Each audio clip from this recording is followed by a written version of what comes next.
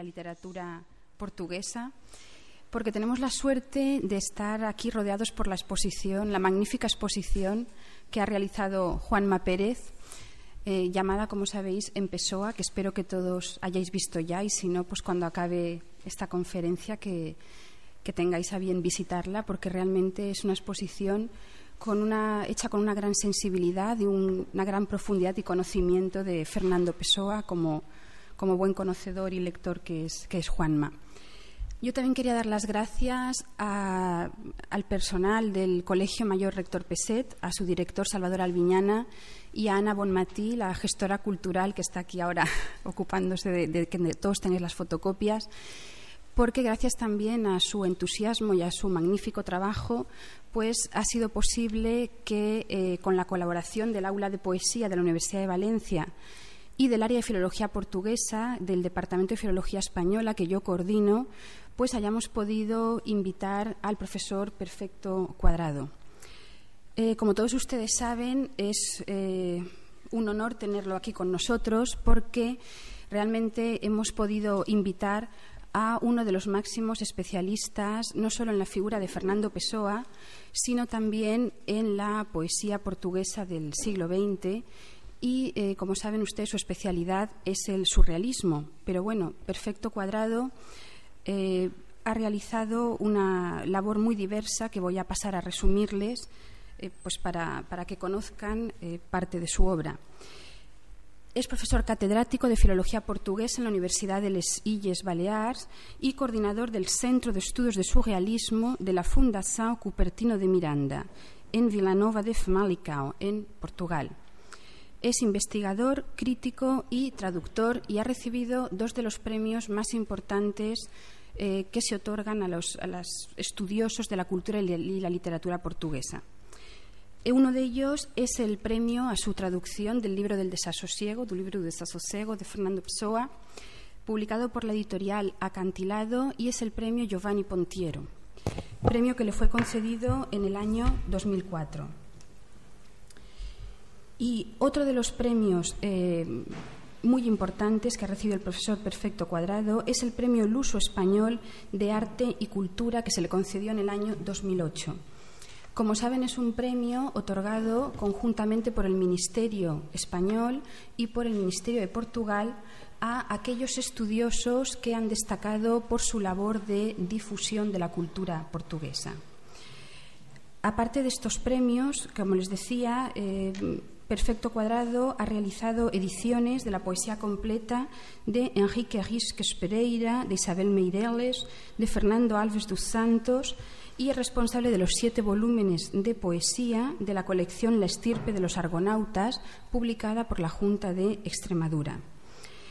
Ha publicado también, en colaboración con Lourdes Pereira, algunas obras de carácter didáctico sobre lengua portuguesa y textos literarios portugueses dos séculos XII e XVIII, y es también autor de diversos estudios, libros de ensayo y antologías, como, por ejemplo, La literatura portuguesa de los siglos XVI y XVII, publicado por la editorial Acal, Modernidad y vanguardia en la poesía portuguesa contemporánea, perspectiva histórica del surrealismo portugués, publicado por la Universidad de les Illes Balears, Camões, publicado por Cátedra, Fernando Pessoa, Máscaras y paradojas, por la editorial Edasa, la antología de la poesía surrealista portuguesa, publicada por La Jovento, la poesía portuguesa do século XVIII, ensayo y antología, también en La Jovento, poesía contemporánea de la Segunda Guerra Mundial a la Revolución de los Claveles, por la editorial Cátedra, y, como les decía, es coordinador también del Centro de Estudios do Surrealismo da Fundação Cupertino de Miranda, y como tal ha realizado diversos catálogos de exposiciones, con lo cual reunimos aquí las dos vertientes, ¿no? La literatura y la literaria y la artística, ¿no? Entonces ha realizado catálogos, como les decía, sobre la obra plástica de Teixeira de Pescoaes, de Carlos Eurico da Costa, de Gonzalo Duarte, de Manuel Petiña, de Eugenio Granel, Raúl Pérez, Eurico Gonçalves, Alfredo Margarido. El catálogo O Surrealismo na Colecção Cupertino de Miranda,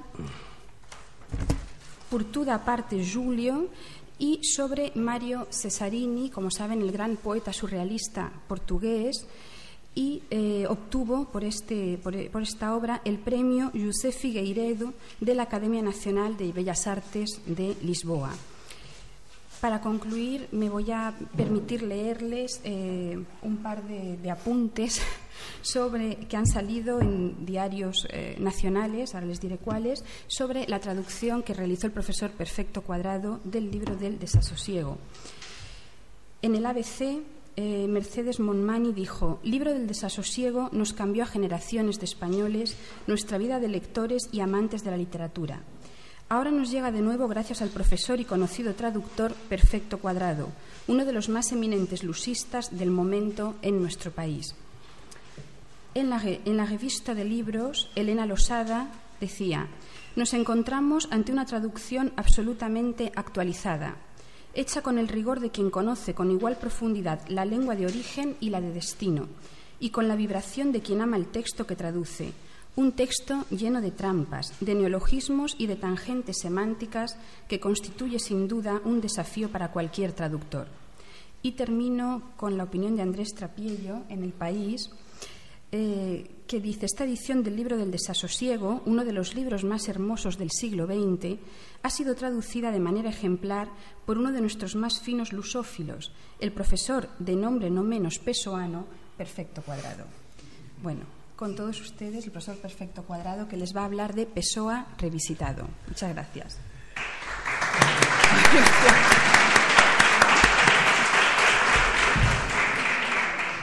No hay una estrella como en el Paseo de la Fama para que ponga las manos después de esto, ¿no? Bom, muito obrigado, gracias Rosa, y mil gracias a los que me han invitado a regresar una vez más a Valencia desde el otro lado del charco, desde Palma, para encontrarme con viejos amigos, con maestros como Rosa y con nuevos amigos también, y con amigos de Pessoa, sobre todo, que es lo que verdaderamente importa. En realidad yo creo que la conferencia no debería darla yo, sino quien conoce mejor a Pessoa que yo, que es don Juanma Pérez. En 2 días que he estado con él he descubierto sinceramente que conoce a Pessoa hasta las fibras más íntimas de su alma, cosa a la que yo nunca llegué. Pero, en fin, en mi defensa diré la cantiga o recitaré la cantiga portuguesa que dice: sempre gostei de cantar onde quer que os mestres estão, assim, se alguma coisa errar, os mestres me ensinarão. Siempre me gustó cantar donde los maestros están, así, si yo me equivoco, los maestros me enseñarán, así que atento. Bien. Ya hace muchos años vengo diciendo que se me antoja que Pessoa es el gran poeta de la modernidad. No es que sea muy original cuando digo esto o cuando vengo diciendo esto. Otros muchos lo han dicho con más autoridad que yo.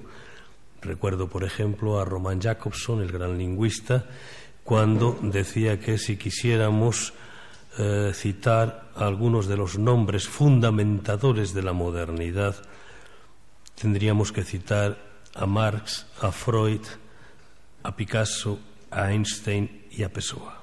Exactamente a esos 5, cada uno en la dirección de su saber, de su conocimiento y de la formulación particular de cada uno de ellos.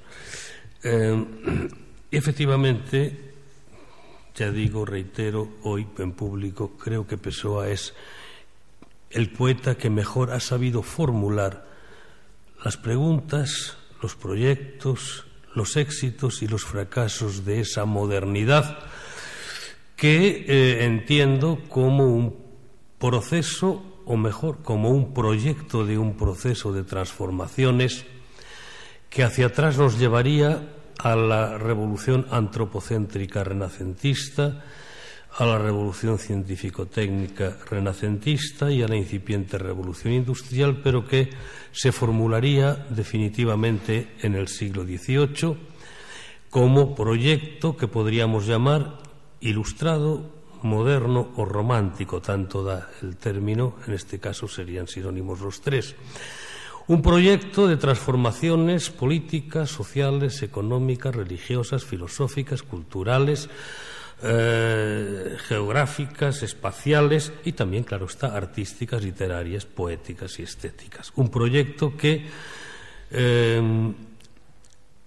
alcanzó sus objetivos solo parcialmente, los alcanzó sobre todo justamente en el mundo o en el ámbito del arte y de la literatura. Prácticamente fue un proyecto, es un proyecto fracasado en todo lo demás. Por eso antes, a los pobres alumnos que me aguantaron 2 horas, de 3 a 5, pues yo les comentaba la irritación que me produce el uso del término posmodernidad. No solo me parece ridículo, me parece obsceno. Es decir, después de 2 siglos y medio de guerras, de sangre, de odio, no hemos conseguido avanzar un solo paso. Y estamos donde estábamos, o peor, porque, como decía el señor don Carlos Marx, ¿no?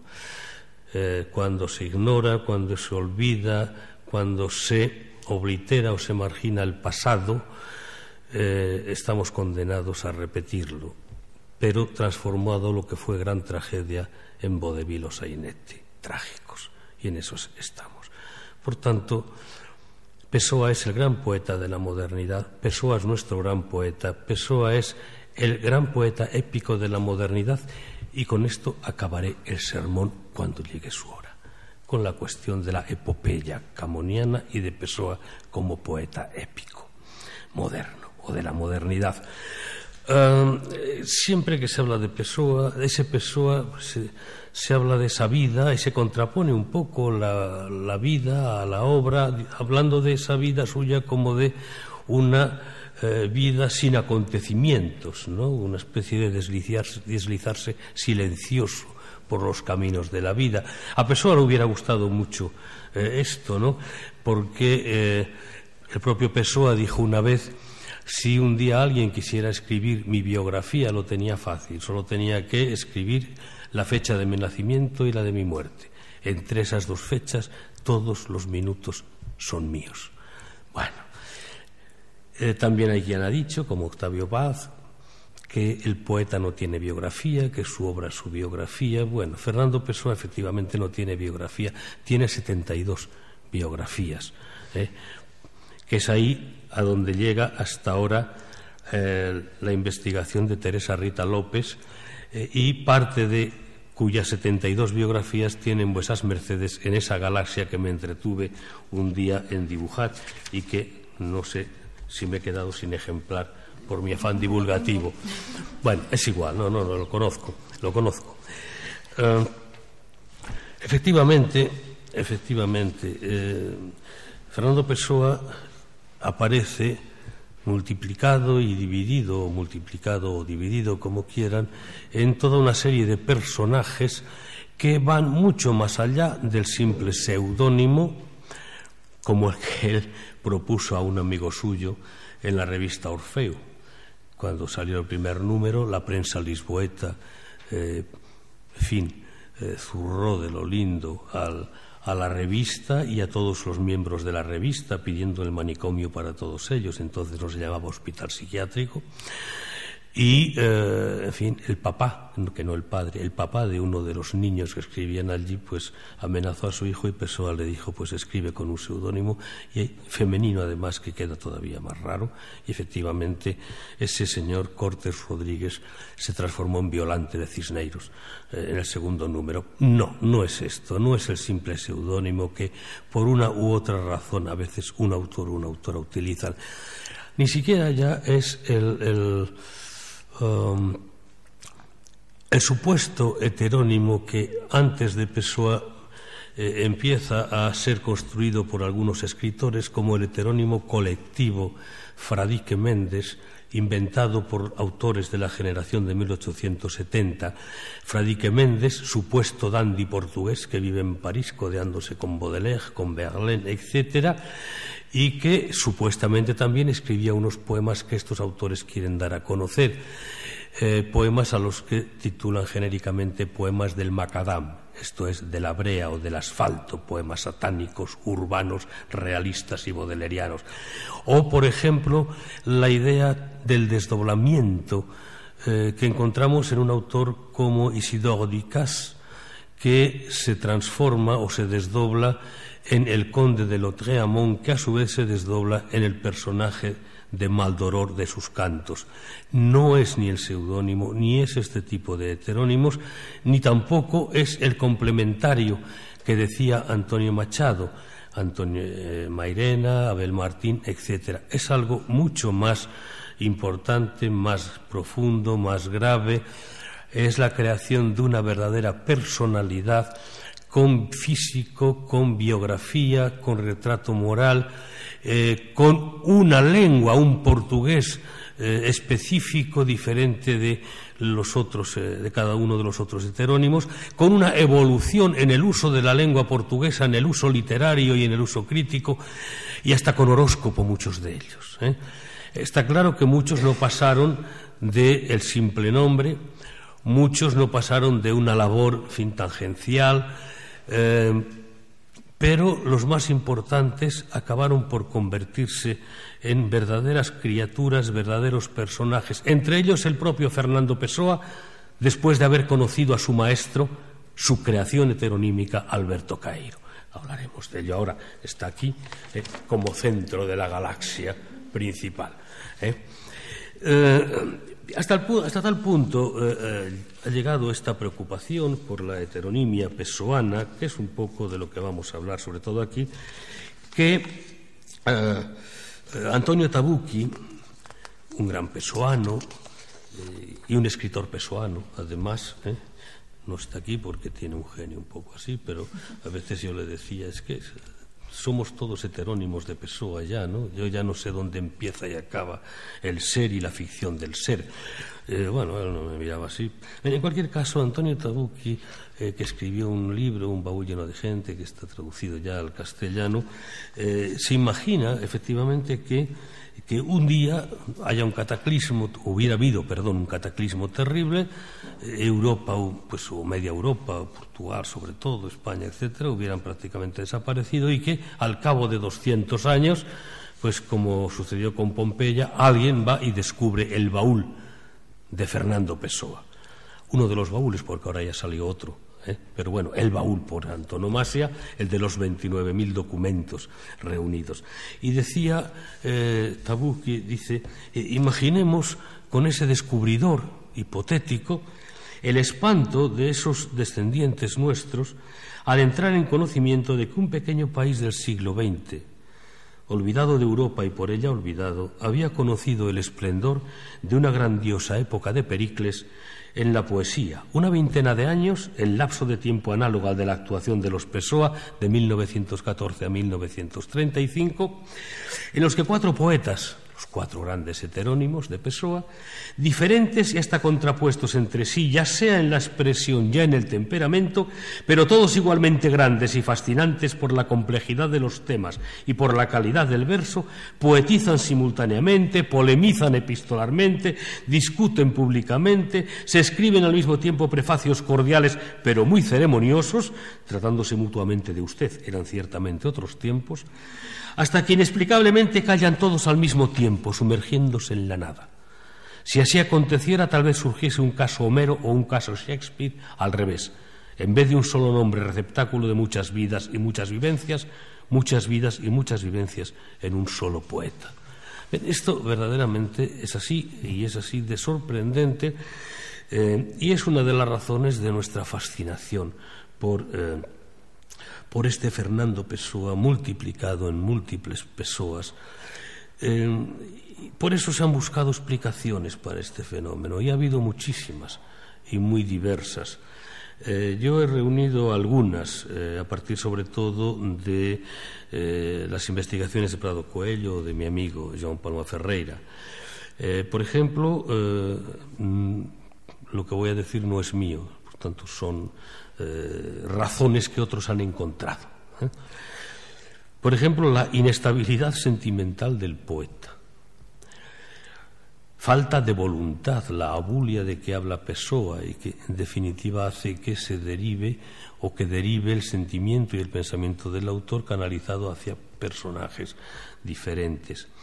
La constitución psíquica como bases del mecanismo de la multiplicación de personajes.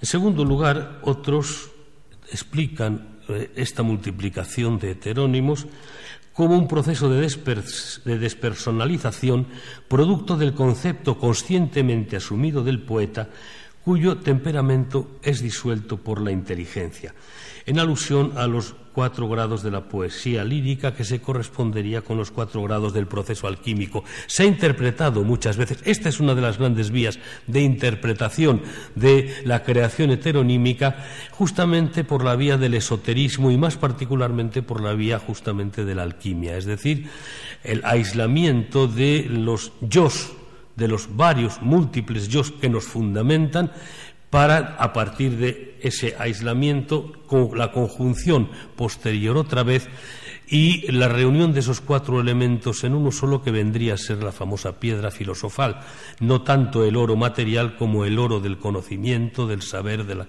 el deslumbramiento del conocimiento. Bien, son esa teoría, esa vía de la interpretación esotérica y particularmente alquímica del porqué de esta creación heteronímica, que claro está, se apoya entre otras cosas en el interés profundo de Pessoa por el esoterismo en sus diversas corrientes. Fue traductor de Madame Blavatsky, conocedor de los grandes teóricos del esoterismo, del espiritismo del final del XIX.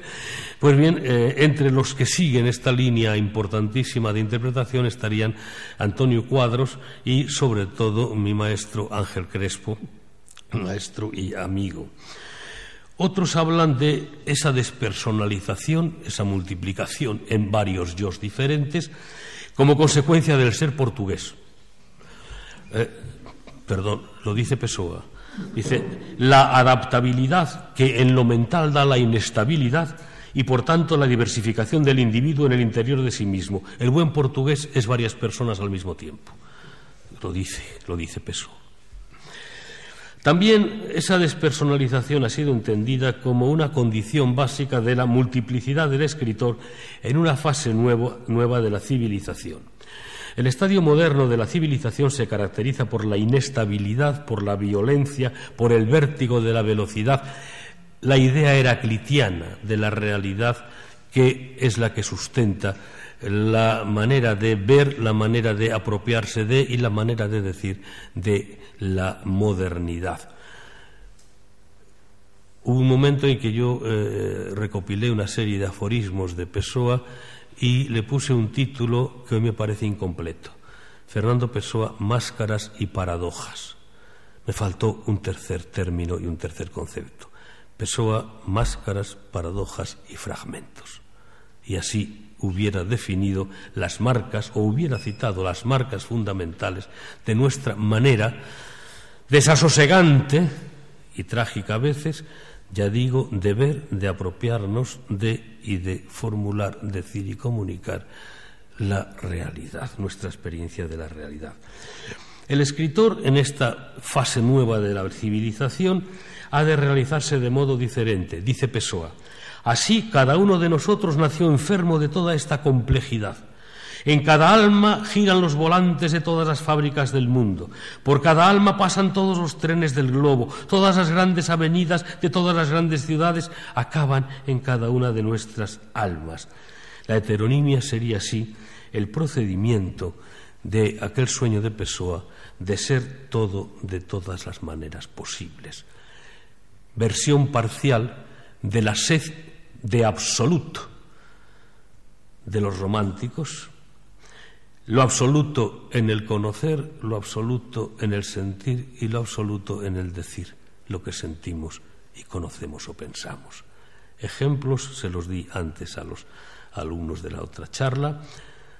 Lo absoluto en el conocer, en el saber, Fausto de Goethe. Lo absoluto en el sentir, Pessoa. Lo absoluto en el decir, la ópera de Wagner.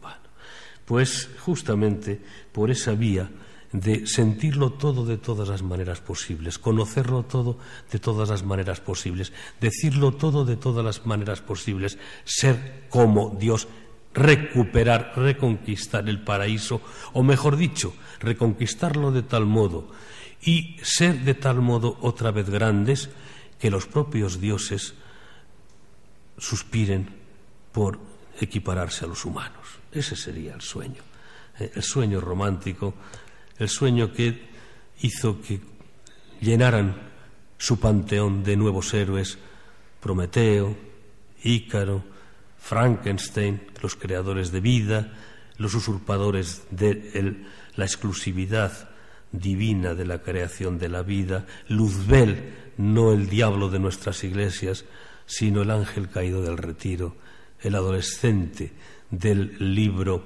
Un héroe de nuestro tiempo de Lermontov, que mira perplejo hacia el cielo preguntándole ¿por qué, Señor? Y que es un adolescente de una belleza que la tierra ignora, como dice el autor de ese libro, Lermontov.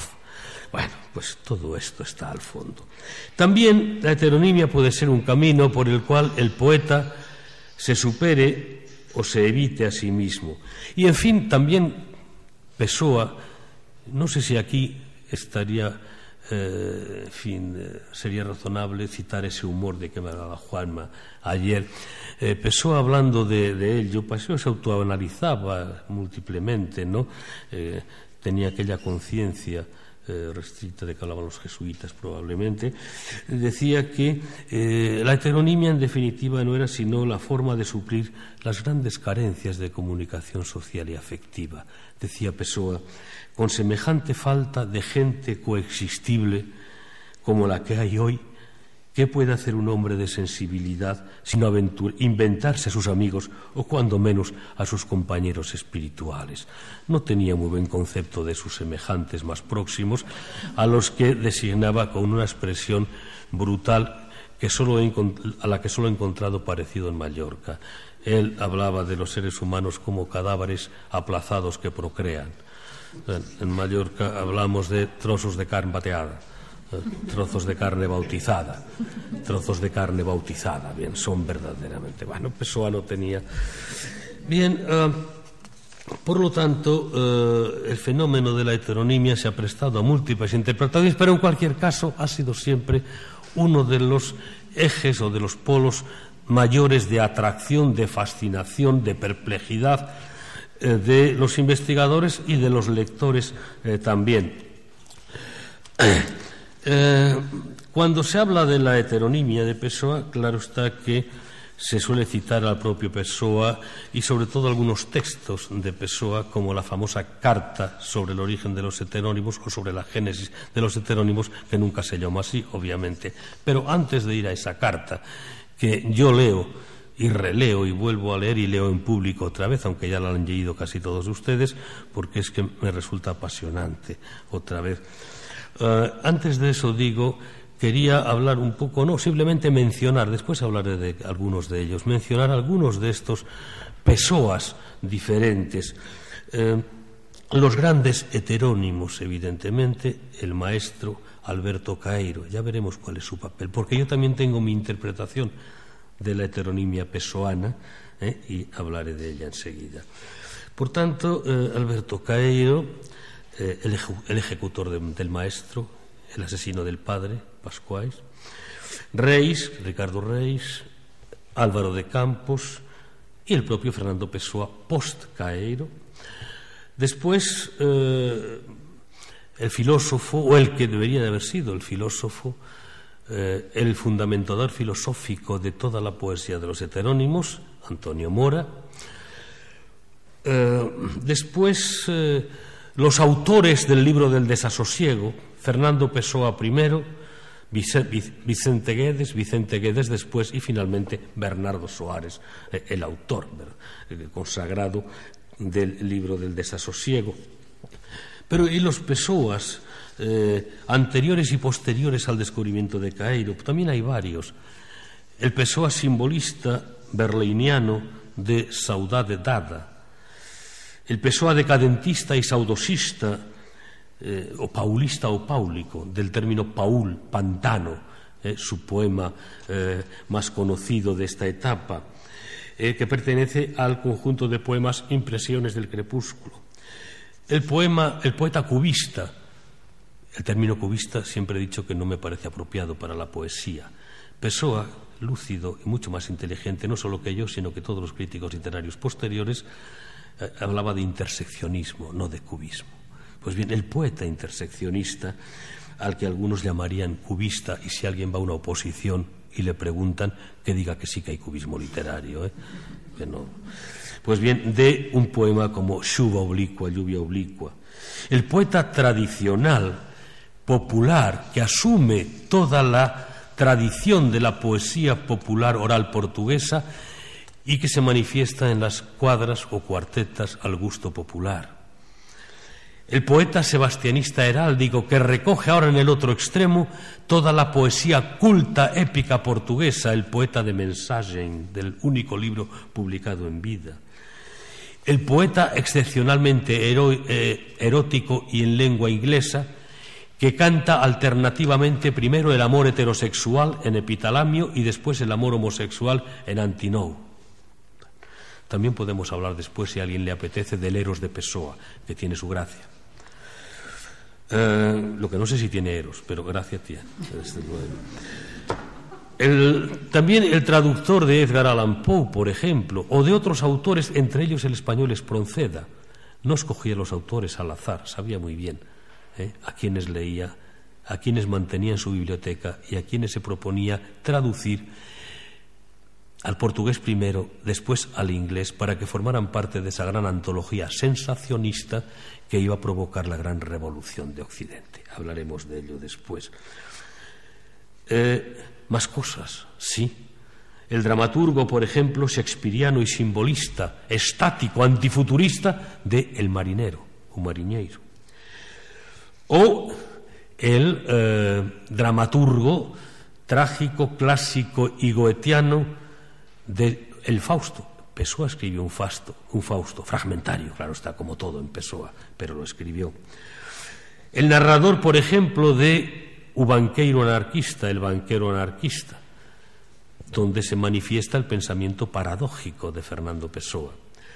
O de Una cena muy original, o de las novelas policíacas a las que él denominó cuentos de raciocinio, protagonizadas unas por un detective inglés, por eso están escritas en inglés o viceversa, y otro por Abilio Quaresma, que es el detective portugués, por ejemplo. El traductor de los textos esotéricos de que he hablado antes y teosóficos, el polemista literario, político y moral, que sale a la calle para defender la libertad, para defender la masonería, para defender a su amigo Antonio Boto, para defender a su amigo Raúl Leal, para luchar contra los panfletos fascistas de los estudiantes de Lisboa, a los que recomienda que se dediquen a sus cosas, que amen a mujeres si le gustan las mujeres, a hombres si le gustan los hombres, pero que dejen en paz a las personas mayores, que son las que se han ganado la libertad de poder contradecirse, como dice él. Bueno, dejémonos. El introductor de las vanguardias intelectuales y artísticas europeas en Portugal, el futurismo, entre otras cosas. El animador de las mejores revistas portuguesas de su tiempo, Orfeu, Atena, por ejemplo. El director de dos de ellas. En fin, un verdadero fenómeno. Y no solo todo esto que acabo de decir, por razones que explicaré enseguida, después de leer la carta de los heterónimos. Pessoa hizo mucho más, Pessoa tenía que hacer mucho más. Pessoa había convertido, o soñaba con convertir a Portugal en el punto de partida de una gran transformación, una gran revolución desde Portugal y desde la poesía. Y para eso tenía que dar a conocer a ese extraño país, pequeño país, olvidado del mundo, como decía Tabucchi, y él mismo, con el mundo olvidado, tenía que dar a conocer ese Portugal. Y entonces tenía el proyecto de una gramática portuguesa nueva, un diccionario portugués nuevo, un diccionario de proverbios y refranes portugueses, una geografía de Portugal, una historia de Portugal, una historia de la economía portuguesa, un conjunto de guías turísticas de Portugal, de las que solo conservamos una, que es Lisboa, lo que el turista debe ver. Es decir, había una tal cantidad de proyectos, algunos en fase de realización y que todavía no están editados, no están publicados, que verdaderamente era un proyecto para... hay estudiantes por aquí, profesores, para 600 grupos de I+D perfectamente financiados, de verdad. Bien, pues toda esta diversidad, multiplicidad, variedad y grandeza al mismo tiempo, a la par de todos estos personajes y de todos estos Pessoas, se ha intentado explicar, y él mismo los ha intentado explicar. En verso y en prosa hay poemas sobre los heterónimos, hay fragmentos del libro del desasosiego sobre los heterónimos, la heteronimia, la identidad, el yo, etcétera, etcétera. Pero quizás el lugar y el texto donde, de una manera más extensa y a veces con cierta gracia, se habla del sentido y el origen y el desarrollo de estos heterónimos, sea la famosa carta que Pessoa escribió a su amigo Adolfo Casais Monteiro, exiliado en Brasil y miembro de una generación posterior, la generación de la revista Presenza, que convirtió a Pessoa ya en un maestro, o lo reconoció como un maestro. Permítanme vuesas mercedes, para que no los han leído, que leamos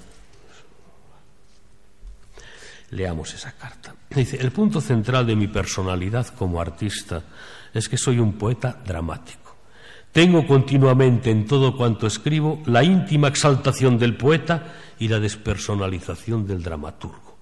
Pessoa escribe con un rigor que, cuando se pone simpático, por decirlo de alguna manera, traducirlo, les aseguro a ustedes que es angustioso. Bien, sigamos. Desde el punto de vista humano soy un histeroneurasténico. Y alguien dirá, ahora vienen una serie de términos psicológicos. Perdonen, Fernando Pessoa conocía las teorías freudianas y en el año 16, antes de que incluso en España en el 25 se publicara la obra de Freud, ya criticaba a Freud por haber situado en el sexo únicamente, digamos que el origen de todos los problemas que nos aquejan. Pessoa lo hacía en ese pequeño país perdido, a beira-mar plantado. Bien, por lo tanto, no usa estos términos, digamos, porque sean moda, que no lo eran en la época, sino por su verdadero interés, por el conocimiento, por las vías del nuevo conocimiento que se estaban produciendo en la Europa de la época. Soy un histeroneurasténico, con predominio del elemento histérico en la emoción y del elemento neurasténico en la inteligencia y en la voluntad, minuciosidad de una y tibieza de la otra. Como poeta, siento. Como dramático, sin poeta, transmuto automáticamente lo que siento en una expresión ajena a lo que sentí, construyendo en la emoción una persona inexistente que verdaderamente la sintiese y sintiera por eso, en derivación, otras emociones que yo puramente me olvidé de sentir. Comienzo por la parte psiquiátrica. El origen de mis heterónimos es el profundo trazo de histeria que hay en mí. No sé si soy simplemente histérico o si soy con mayor propiedad un histeroneurasténico. Tiendo hacia esta segunda hipótesis porque hay en mí fenómenos de abulia que la histeria propiamente dicha no encuadra en el registro de sus síntomas. Sea como fuere, el origen mental de mis heterónimos está en mi tendencia orgánica y constante a la despersonalización y a la simulación. Estos fenómenos, por suerte para mí y para los demás, se han mentalizado en mí. Quiero decir, que no se manifiestan en mi vida práctica, exterior y de contacto con los otros. Explotan hacia adentro y los vivo a solas conmigo mismo. Si yo fuera mujer, en las mujeres los fenómenos histéricos rompen en ataques y cosas parecidas, cada poema de Álvaro de Campos, el más histéricamente histérico de mí, sería una alarma para el vecindario. Pero soy hombre y en los hombres la histeria asume principalmente aspectos mentales y así todo acaba en silencio y poesía. Adiós, gracias. Bueno, y ahora voy a relatarle la historia directa de mis heterónimos, empezando por los que están ya perdidos o casi perdidos en la memoria. Desde niño, y desde niño se refiere a los años en que, desde los 6 en adelante, su vida se trasladó desde Lisboa hasta Durban, en Sudáfrica. Desde niño, dice, tuve tendencia a crear, en torno a mí un mundo ficticio, a rodearme de amigos y conocidos que nunca existieron, en el bien entendido de que no sé si realmente no existieron o si soy yo el que no existe, que en esto como en todas las cosas no hay que ser dogmáticos.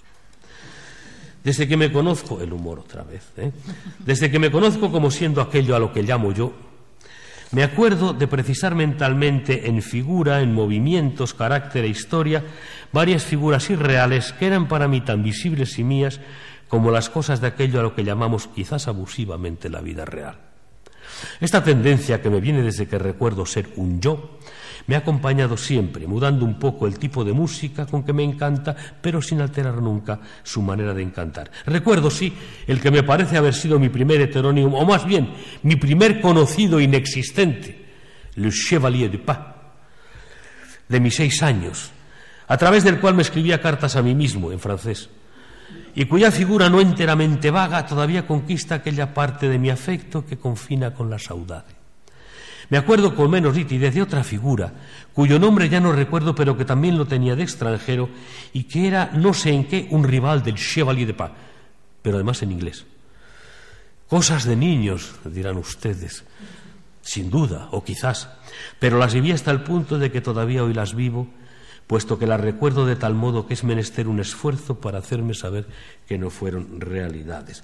Dice después que, pasados años, ya de regreso a Lisboa, porque este buen hombre, este Pessoa, que a los 6 años lo lleva su madre a Durban desde Lisboa, porque se casa por poderes con el cónsul portugués en Durban, estudia en inglés en Durban y a los 16 años gana el premio Victoria, que le permitiría ir a estudiar con todos los gastos pagados a Inglaterra en la mejor universidad inglesa.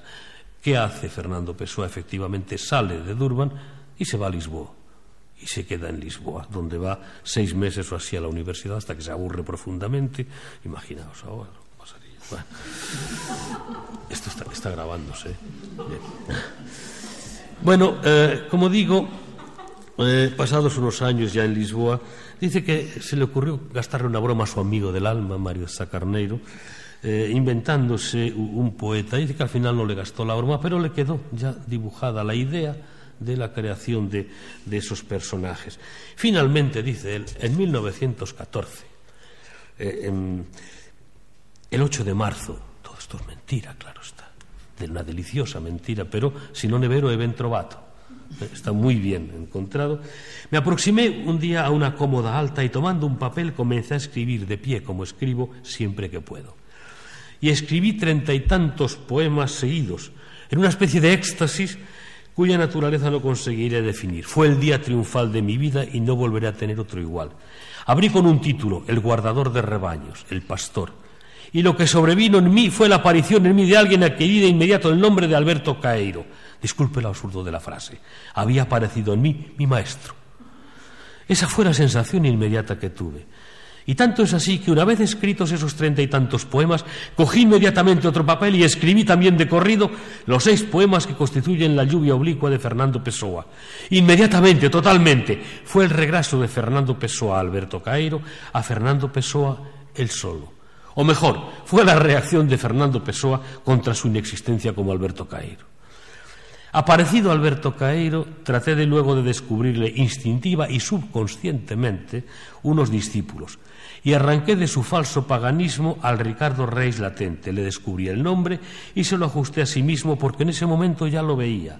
Y de repente, y en derivación opuesta a Ricardo Reis, irrumpió impetuosamente un nuevo individuo. De un tirón y a máquina, sin interrupción ni enmienda, surgió la oda triunfal de Álvaro de Campos, la oda con ese nombre y el hombre con el nombre que tiene.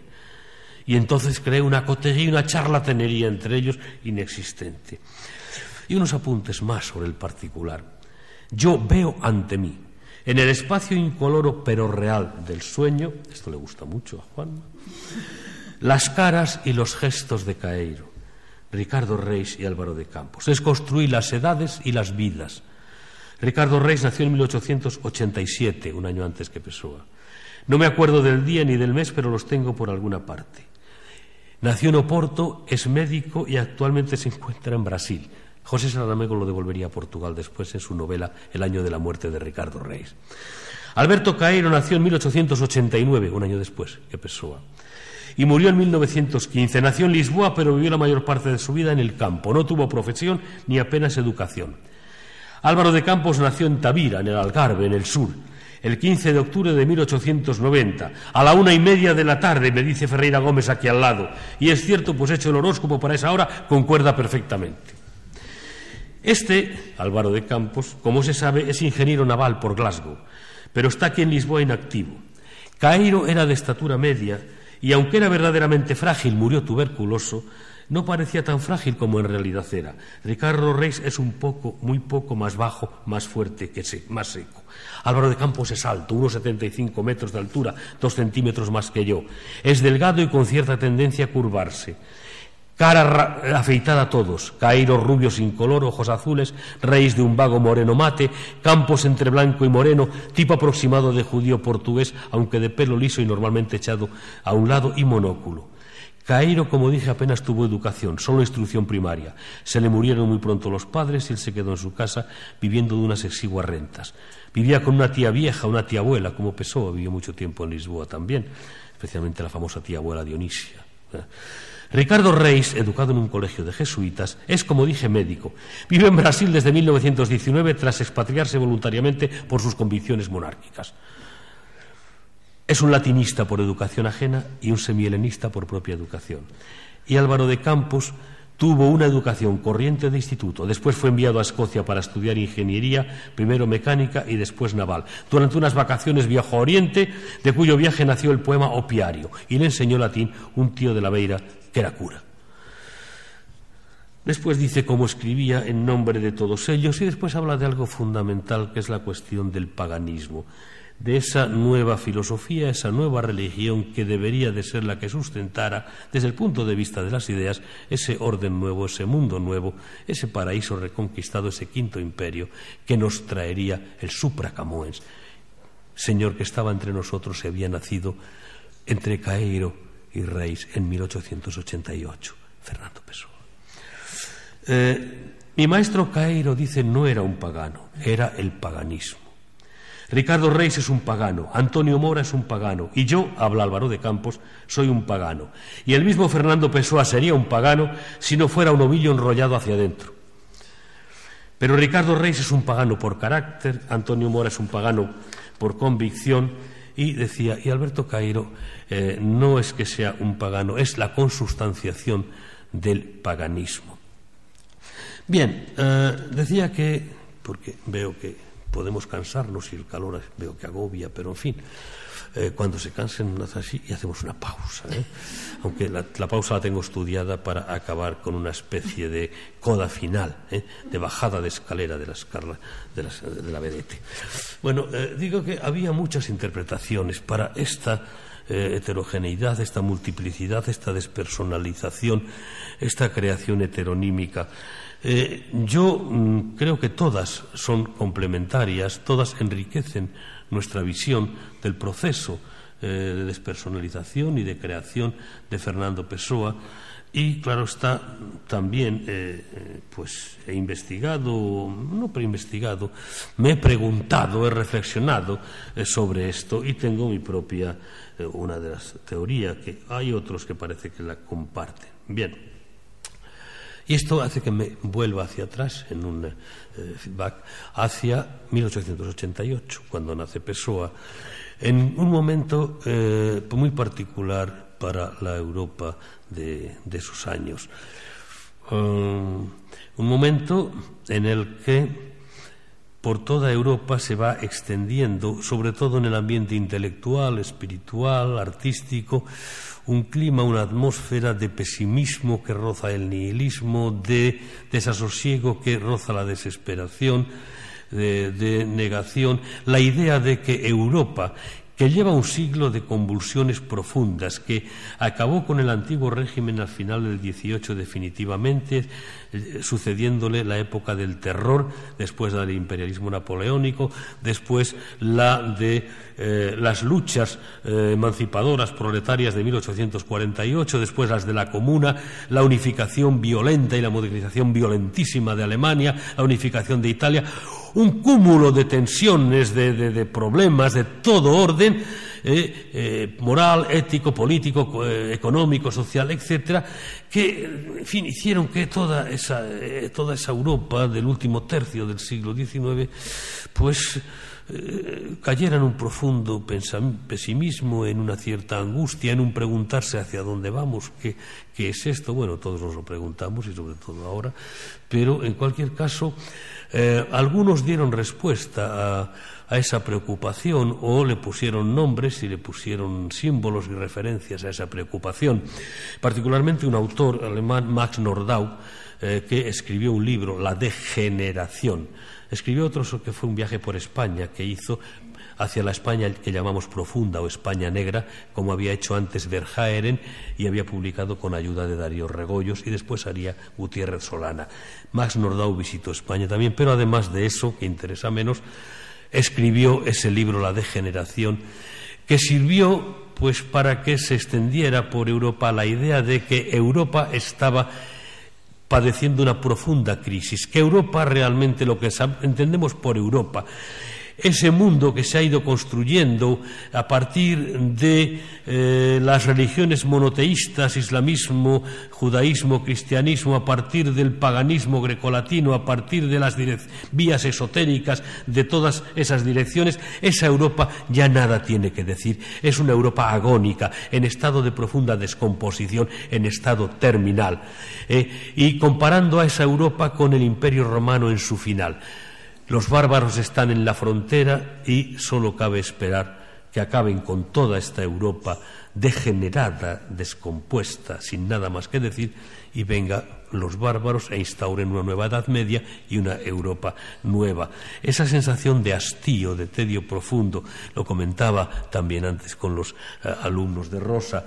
La frase de Mallarmé, la chair est triste, hélas, je lis tous les livres, la carne es triste y de mí, yo ya he leído todos los libros. Es decir, la carne, la experiencia directa del mundo, de la realidad, ya no me dice nada, es triste. Y la experiencia del mundo que han tenido los otros y que yo conozco a través de los libros tampoco ya me dice nada porque los he leído todos. Bueno, el tedio, el hastío, el tedium vitae. O por ejemplo el poema de Verlaine, Langueur, con ese poeta sentado junto al fuego, con una copa pidiéndole al criado una copa de Oporto, de Madeira, escribiendo un poema bellísimo que lanza al fuego, porque total no va a perdurar nada. Aquella idea de fama, posteridad, nada, todo va a desaparecer. Hagamos un poema bellísimo, lo tiramos al fuego, otro trago de Oporto. Me dicen que hay allá en el Limes, en la frontera, que hay guerras terribles, que vienen los bárbaros. Y yo aquí sentado con la copa de Oporto, mi poema bellísimo, sin ganas de hacer nada, sin voluntad de hacer nada. ¡Ay, qué desgana! ¡Ay, quien me diera ir a poder hacer algo! Pero no tengo ganas. Bueno, cabe esta actitud frente a esa idea, de acabamiento, la actitud de sentarse a esperar el apocalipsis. Esa atmósfera, ese clima, esa sensación y ese pensamiento lo tienen particularmente los intelectuales españoles y portugueses, porque han vivido experiencias muy concretas que han cortado sus esperanzas de futuro. La pérdida de Cuba, en el caso, y por tanto de todo el mundo colonial, de todo el sueño del imperio colonial por parte de España, y el ultimátum inglés a Portugal en 1890, cuando Europa se reparte África en pedacitos, con Cartabón y regla, y Portugal entonces levanta el brazo y dice que estoy aquí, que yo estoy en Mozambique y en Angola desde hace siglos, antes que vosotros. Entonces les manda a la comunidad de naciones, le manda el famoso mapa color de rosa, donde ha unido Mozambique y Angola, es decir, toda Centroáfrica. Yo quiero este trozo, del pastel. E Inglaterra, que tiene intereses en el sur, en Sudáfrica y en el norte de ese trozo, le dice que si da un paso le declarará la guerra. Bueno, entonces Portugal no la declara, pero el efecto en la inteligencia portuguesa, artistas, intelectuales, es el mismo que entre los miembros del 98 españoles. ¿Y ahora qué? ¿Y ahora qué? Y ese ahora qué se sitúa en el centro de esa otra circunferencia más grande, de ese pesimismo, de esa sensación de acabamiento de toda Europa. Pues bien, frente a quienes optan por la actitud de sentarse a esperar el apocalipsis, la actitud de quienes piensan que Europa está muy mal, pero que con una cirugía urgente, rápida y muy dolorosa todavía la podemos salvar. ¿Qué cirugía será esa? ¿Por qué caminos la salvamos? Es igual, lo importante es salvarla. Las vanguardias harán eso. Yo que las he estudiado durante muchos años, coordino un centro de estudios del surrealismo y me siento espíritu vanguardista todavía moderno, siempre me pregunté, ¿habría algún término, algún concepto que fuera como denominador común de las vanguardias? Y sí, lo encontré, el término regeneracionismo.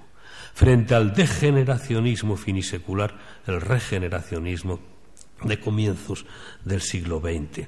¿Por qué caminos? Ya digo, por cualquiera. Marinetti por el fascismo, Mayakovsky por el bolchevismo, Gómez de la Serna por cualquiera. En el manifiesto del Ultra grita: bolchevismo, fascismo, anarquismo, pedrada de un ojo de la luna. Es igual, lo importante es la acción, actuar, vivir, sobrevivir. Bien, y hay escritores y hay grupos en España y Portugal que optan por vías también muy particulares. Particularmente piensan ellos que más allá de la política, de las armas, de la economía, etcétera, hay que buscar, para poder salir de ese marasmo y de ese problema, hay que buscar cimientos espirituales. Busquemos aquello que todos los españoles o todos los portugueses tengan en común y a partir de ahí levantemos el país. Los escritores del 98 crearon aquel mito del senequismo castellanista, de aquellos que ninguno era castellano en absoluto, ni siquiera leonés.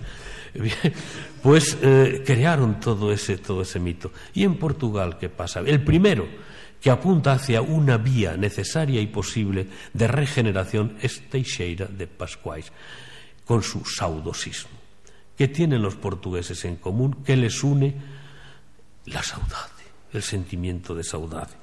Y a partir de ahí inicia un camino de difusión, divulgación de esta teoría de la saudade, de la idea de la saudade, como cimiento espiritual, intelectual, filosófico, casi teológico o místico por lo menos, de ese Portugal nuevo.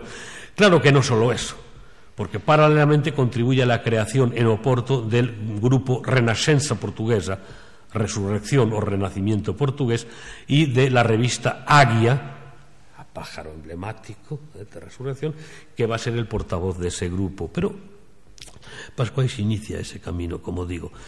Bueno, Pessoa inicialmente colaboró con Pascuais, y no solo Pessoa, colaboraron otros, colaboró Unamuno y colaboró el catalán, el independentista catalán Ribera y Rovira, que puesto a soñar una Cataluña independiente y puesto a buscar unos fundamentos para esa Cataluña independiente, no encontró mejor fundamento que el sentimiento de l'enyorantisme, esto es, el saudosismo traducido. Bien, como digo, Pessoa comenzó, y ahora aquí empieza mi interpretación, comenzó a colaborar con Pascuais y siempre le reconoció como gran poeta, siempre reconoció al saudosismo como una gran corriente poética, literaria e incluso mística, panteísta. Pero llegó un momento en que pensó que por ese camino no veía cómo iba a poder construirse ese Portugal nuevo. Sí coincidía con Pascuais en una cosa, en que ese camino había de surgir de la poesía, y el líder de ese camino de redención, de resurrección, de regeneración, tenía que ser el poeta. Una nota a pie de página. ¿Por qué?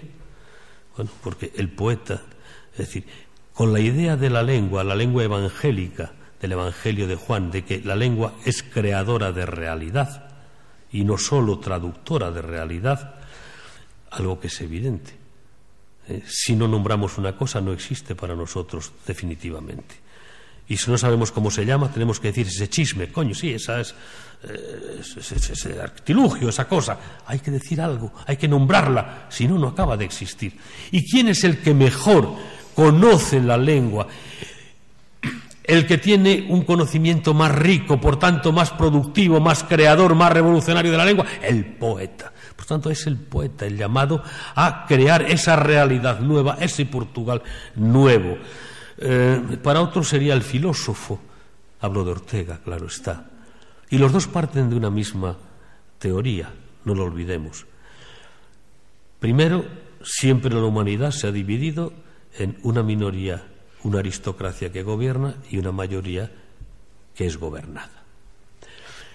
Hubo una primera etapa, ellos dicen de la humanidad, pongamos de Occidente, en que esa aristocracia o minoría gobernante fue la aristocracia de la sangre, el antiguo régimen, la nobleza, la monarquía. Después, otra segunda etapa, que es en la que vivimos, en la época de Pessoa y la nuestra, que es en la que estamos gobernados por la segunda aristocracia, la aristocracia del dinero. Y dicen ellos, llegado es el momento de que nos gobierne una tercera aristocracia, la aristocracia del espíritu. Podemos entender que Ortega, en el Parlamento español de la Segunda República, cuando empieza los estatutos de la Constitución, de la República, diciendo que España es una república de trabajadores, pegará un salto diciendo, no, no es eso, no es eso, no. Bueno, pero es esta idea trascendente del papel del poeta, del filósofo, del papel del espíritu, en definitiva, en la construcción de un país nuevo, de un mundo nuevo, de un orden nuevo. Por eso no nos extrañe que Pessoa coincida con Pascuais y con otros autores de la época en pensar que ya la regeneración, la renovación no tiene que venir ni de las armas, ni de la economía, ni de la política, sino del espíritu, de la creación, de la poesía en particular. Y Pessoa entonces, ¿qué hace? Bueno, primero publica unos artículos en la revista Águia, donde analiza la situación de la poesía portuguesa de su tiempo desde el punto de vista sociológico, psicológico, etcétera, y decide que hay que emprender un camino nuevo. Ese camino nuevo, primero, tiene que partir de un acto verdaderamente brutal, el asesinato del padre, que es Pascuais. Ahora veremos. Bueno. Segundo, tiene que existir un líder, un supra-Camões. Supra-Camões, ¿por qué? Porque Camões era el gran poeta de la lengua portuguesa, pero consideraba a Pessoa no era excesivamente nacional todavía, o no llegaba a ese nacionalismo que él quería, porque estaba muy influido por los italianos. Él quería a alguien más allá todavía de Camões. Por lo tanto, la construcción de ese supra-Camões, que sería el que conduciría primero a Portugal, después a todo Occidente, a ese paraíso, a ese orden nuevo, a ese mundo nuevo, un proyecto utópico en el que confluirían en el pensamiento de Pessoa y de muchos otros pensadores de la época todas las corrientes milenaristas anteriores. El mesianismo judío, el milenarismo cristiano, el milenarismo pagano, una futura edad de oro, incluso el sebastianismo portugués particular, e incluso también el mesianismo literario que parte de las leyendas del rey Arturo, que un día volverá para devolver a los bretones la grandeza perdida. Todas esas corrientes que anuncian un día nuevo, un día auroral, con un mundo nuevo en que el ser humano reconquiste otra vez el paraíso perdido, como decía Milton, pues bien, todos esos confluyen en todas las teorías milenaristas de la época, pero muy particularmente en estas teorías del propio Pessoa, en ese sueño de construir desde la palabra poética un mundo nuevo, un mundo mejor, más gratificante, un paraíso nuevo. Tiene que matar al padre, tiene que crear ese personaje y después ese personaje, antes de asumir el papel de redentor de Occidente desde su poesía, tiene que haber sido capaz de asumir toda la poesía del pasado. La poesía clásica, la poesía romántica, la poesía simbolista, la poesía popular, la poesía culta, etcétera, etcétera. No basta Pessoa, no basta un poeta. Entonces hay que crear una legión de poetas. Vayamos otra vez a la primera premisa o condición, el asesinato del padre. Pascuais, maestro, padre de Pessoa, era un trascendentalista, un místico. En fin, Pessoa entonces se le aparece a Pessoa la noche del 8 de marzo de 1914, curiosamente, un señor que es un pastor, sin formación ninguna, y que de la vida tiene una idea pues muy simple, muy elemental. Es un epicúreo, es un estoico, es un materialista y es un esencialista. Hay un poema precioso de Caeiro, donde yo he querido ver el asesinato del padre. Y además le he puesto una escenografía, señor pintor, que es un fundido cinematográfico entre el monte del Maraún, que Pascuais veía desde la azotea de su posesión, de su casa solariega en Amarante, esa montaña sagrada de Maraún, y la Baixa Lisboeta. En el fundido cinematográfico de esas dos realidades hay un encuentro entre ¿quién? Entre el pastor con minúsculas y el poeta con mayúsculas. Y el diálogo es este. El poeta con mayúsculas dice: ¡Hey, guardador de rebaños! Ahí, a la orilla, al pie del camino, ¿qué te dice el viento que pasa? ¿Qué es viento y qué pasa? Que ya pasó antes y que seguirá pasando. ¿Y qué te dice a ti, poeta? Me dice mucho más. Me habla de muchas otras cosas, de saudades y memorias y de cosas que nunca han existido. Y le dice el pastor: nunca oíste pasar al viento. El viento solo del viento habla. Fue mentira lo que le oíste y la mentira está dentro de ti. Vamos. A partir de aquí se acabó. Por lo tanto, y ahí ya pueden salir los otros heterónimos y cada uno de ellos puede ya asumir libremente un fragmento del pasado. Ricardo Reis, epicurio y estoico como Caeiro, materialista como Caeiro, esencialista como Caeiro, antitrascendentalista y antimetafísico como Caeiro, pero que escribe unos poemas clásicos que podía haberlos escrito Horacio o un clásico del siglo XVIII, un neoclásico del siglo XVIII. En la oposición, Álvaro de Campos, la poesía del momento, la poesía de vanguardia, la poesía futurista. Pero también el Pessoa, que tiene que asumir la poesía simbolista y la poesía también romántica, y la poesía popular, y la poesía culta, la poesía épica, y van asumiendo cada uno de ellos fragmentos de ese pasado poético. Solo al final de toda esa asunción y de toda esa absorción del pasado poético de Occidente podrá surgir el gran poeta, por síntesis alquímica si se quiere, que va a provocar esa profunda revolución. Y también hay que asumir el pensamiento del pasado de Occidente, todo, el religioso y el pagano, el ortodoxo y el esotérico o heterodoxo, juntar como quería Pascuais primero y después Pessoa a Jesús con Pan, el nuevo paganismo. Y hay que inventar, por lo tanto, a un filósofo que haga otra vez regresar a los dioses. Por eso se llama El retorno de los dioses el conjunto de escritos. ¿De quién? De Antonio Mora, que era el filósofo llamado a realizar esa labor. Bien, mi interpretación en principio es esta. Esos heterónimos, por lo tanto, van a asumir ese pasado. Tengo tiempo, sí, de permitirlo. Y si alguien se cansa, lo paramos.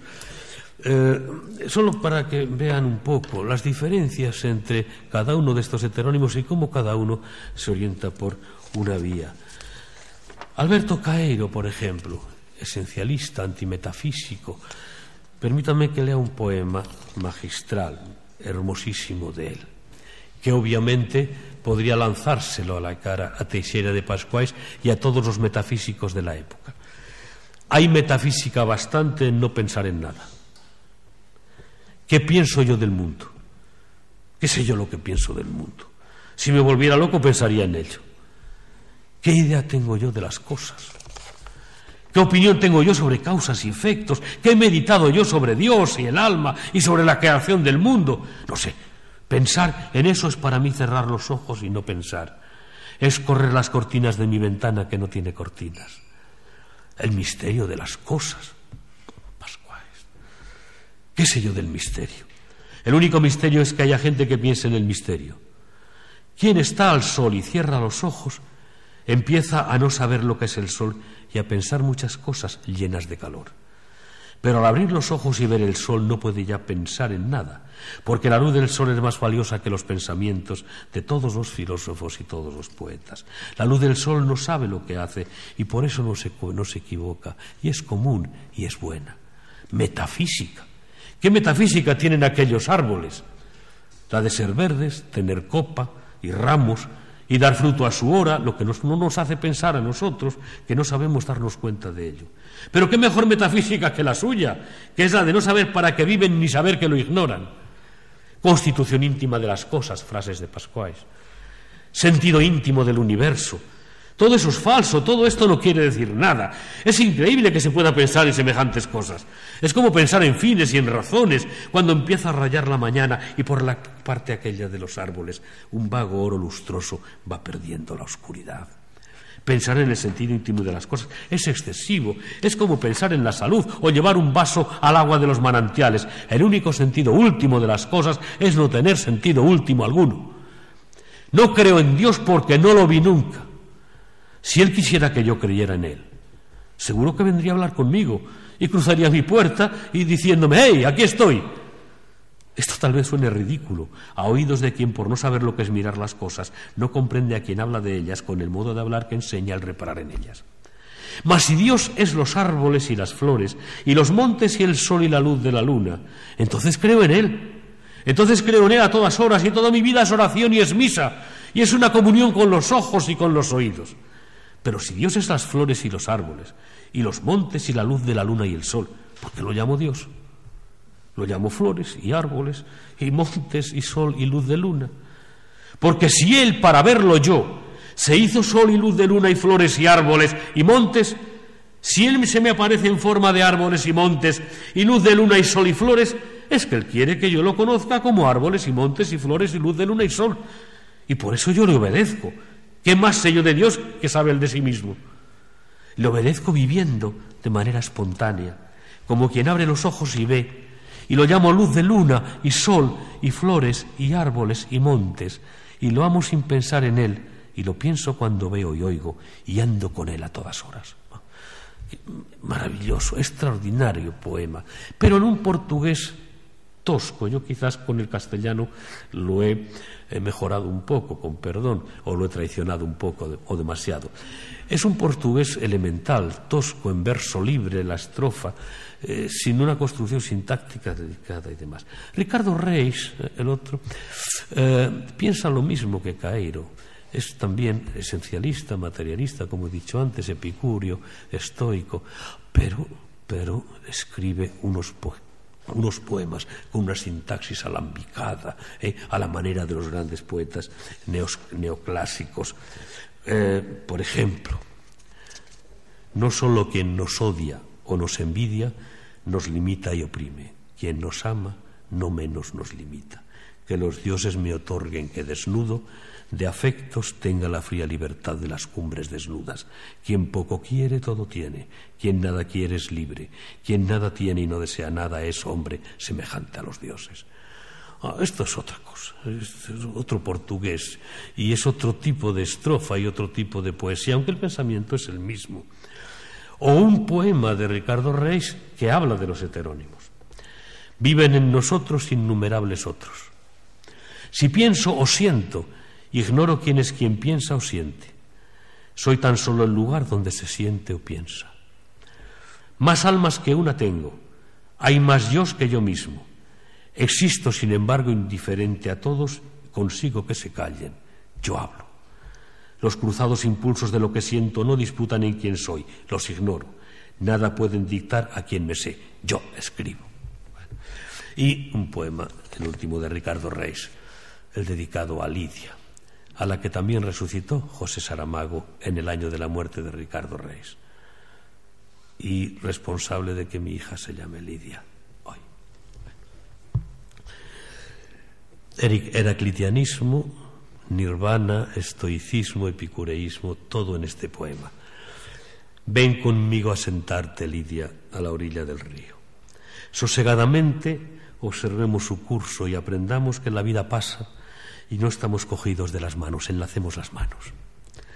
Pensemos después, niños adultos, que la vida pasa y no permanece, nada deja y no regresa nunca, va hacia un mar muy lejano, allá a los pies del hado, más lejos que los dioses. Soltémonos las manos, pues no vale la pena fatigarnos, tanto si gozamos como si no, pasamos como el río. Y más vale saber pasar en el mayor de los silencios y sin desasosiegos importantes. sin amores, ni odios, ni pasiones que hacen alzar la voz, ni envidias que obligan a los ojos a girar sin sentido, ni cuidados, ni preocupaciones, pues aunque los tuviera, el río seguiría corriendo y siempre acabaría desaguando en la mar. Amémonos tranquilamente, pensando que podríamos, si quisiéramos, cambiar besos y abrazos y caricias, pero que mejor es seguir sentados el uno al pie del otro, oyendo el rumor del río y siguiendo con la vista su curso. Recojamos flores, recógelas y ponlas en tu cuello y que su perfume suavice este momento en que tranquilamente no creemos en nada, paganos inocentes de la decadencia. Al menos, si fuera sombra antes, te acordarás de mí sin que mi recuerdo te queme o hiera o llegue a conmoverte, porque nunca enlazamos las manos y nunca nos besamos y nunca dejamos de ser niños. Y si antes que yo llevas tú el óbolo al barquero sombrío, nada habré de sufrir al recordarte.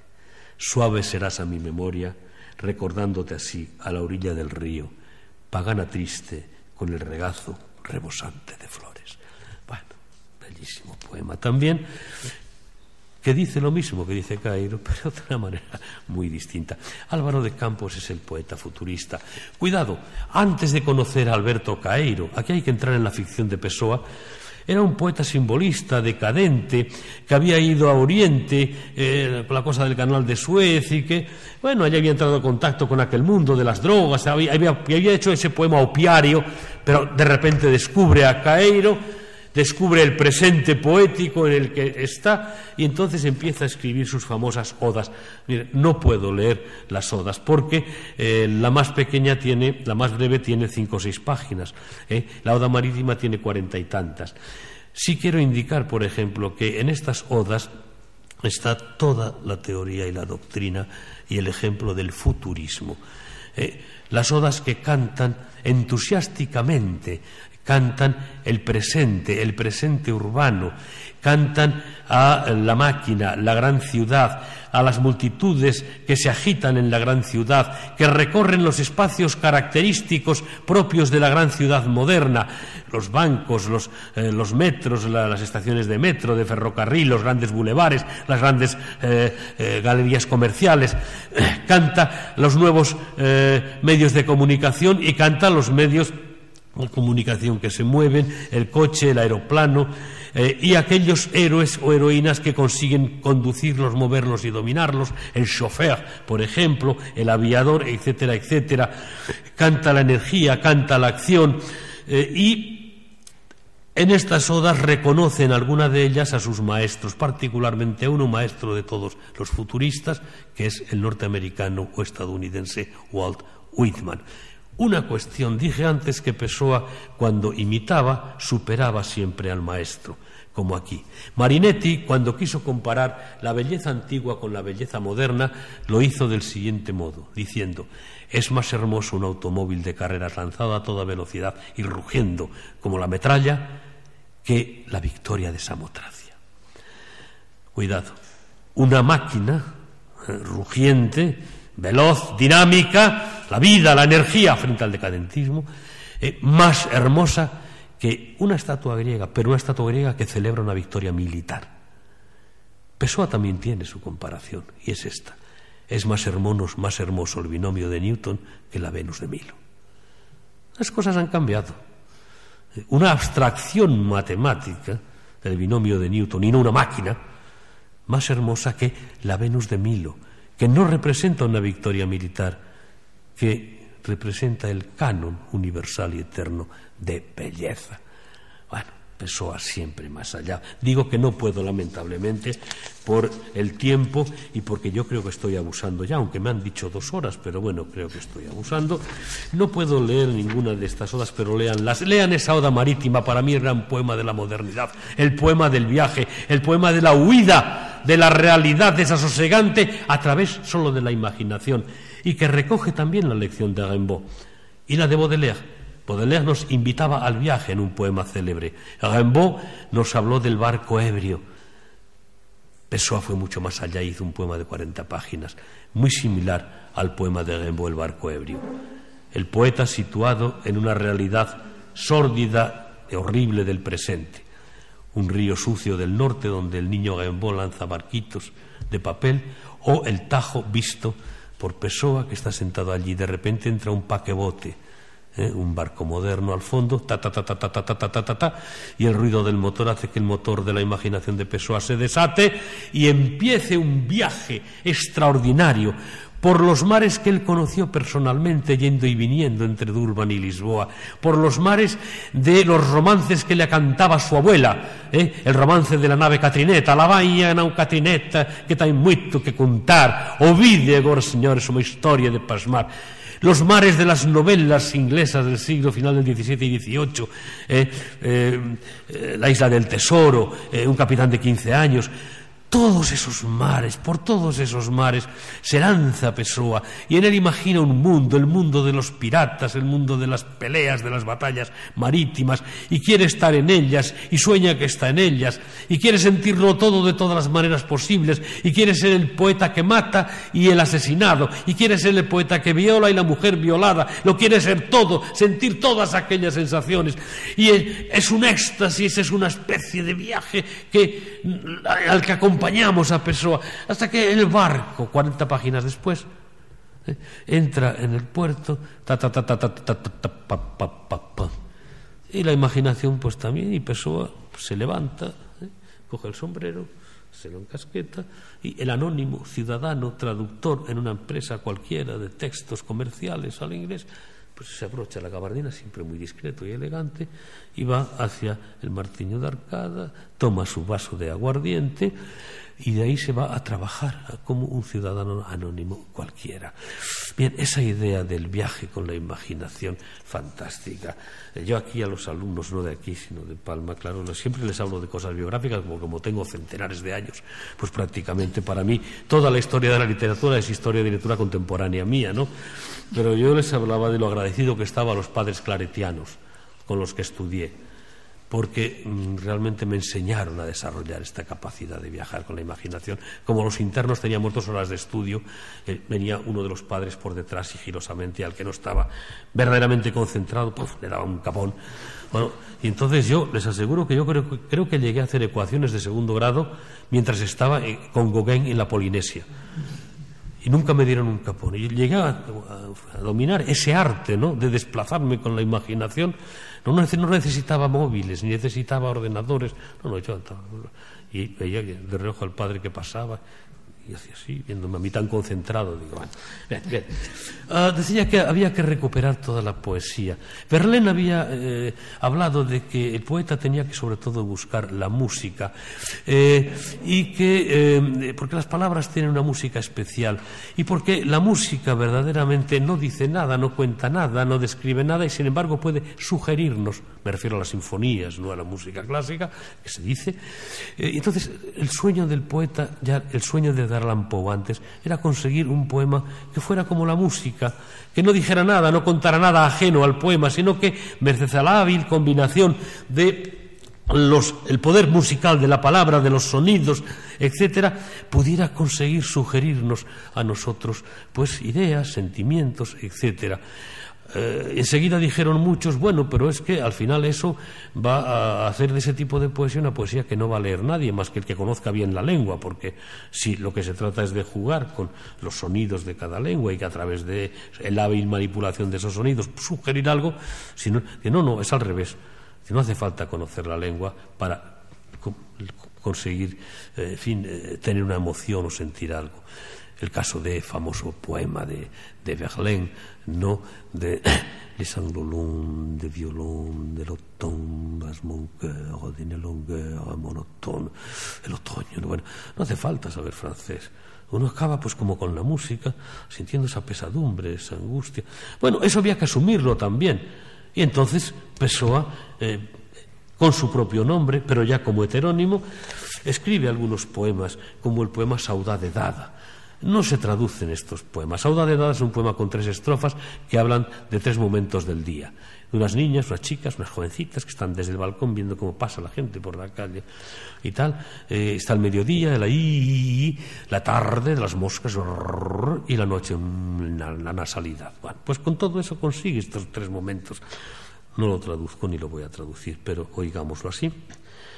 Hai horas inda louras, lindas, clorindas e belindas, brandas, brincan no tempo das berlendas, as vidas vindo das barandas, donde ouven vir a rir as vindas, fitan a fío as frías bandas. La tarde. Mas en torno a tarde se entorna a atordoar o arquear de que a eterna tarde xa non torna, e entonde a atordoar todo o alarde, do adornar do ardor trastorna no ar de torpor da tarde a tarde. E há nevoentos desencantos, os encantos dos pensamentos nos santos lentos dos recantos, dos ventos cantos dos conventos, prantos de intentos lentos tantos que encantan os atentos ventos. Non hace falta traducir, para que traducir isto? Además, traducido queda ridículo, sinceramente, porque la otra lengua no tiene justamente esa capacidad de significación. Pessoa vivía en la época de los sismos y había intentado uno, el paulismo. Tampoco vamos a leer por su poema Pauis, Pantanos, y ya vemos que habla de algo cenagoso.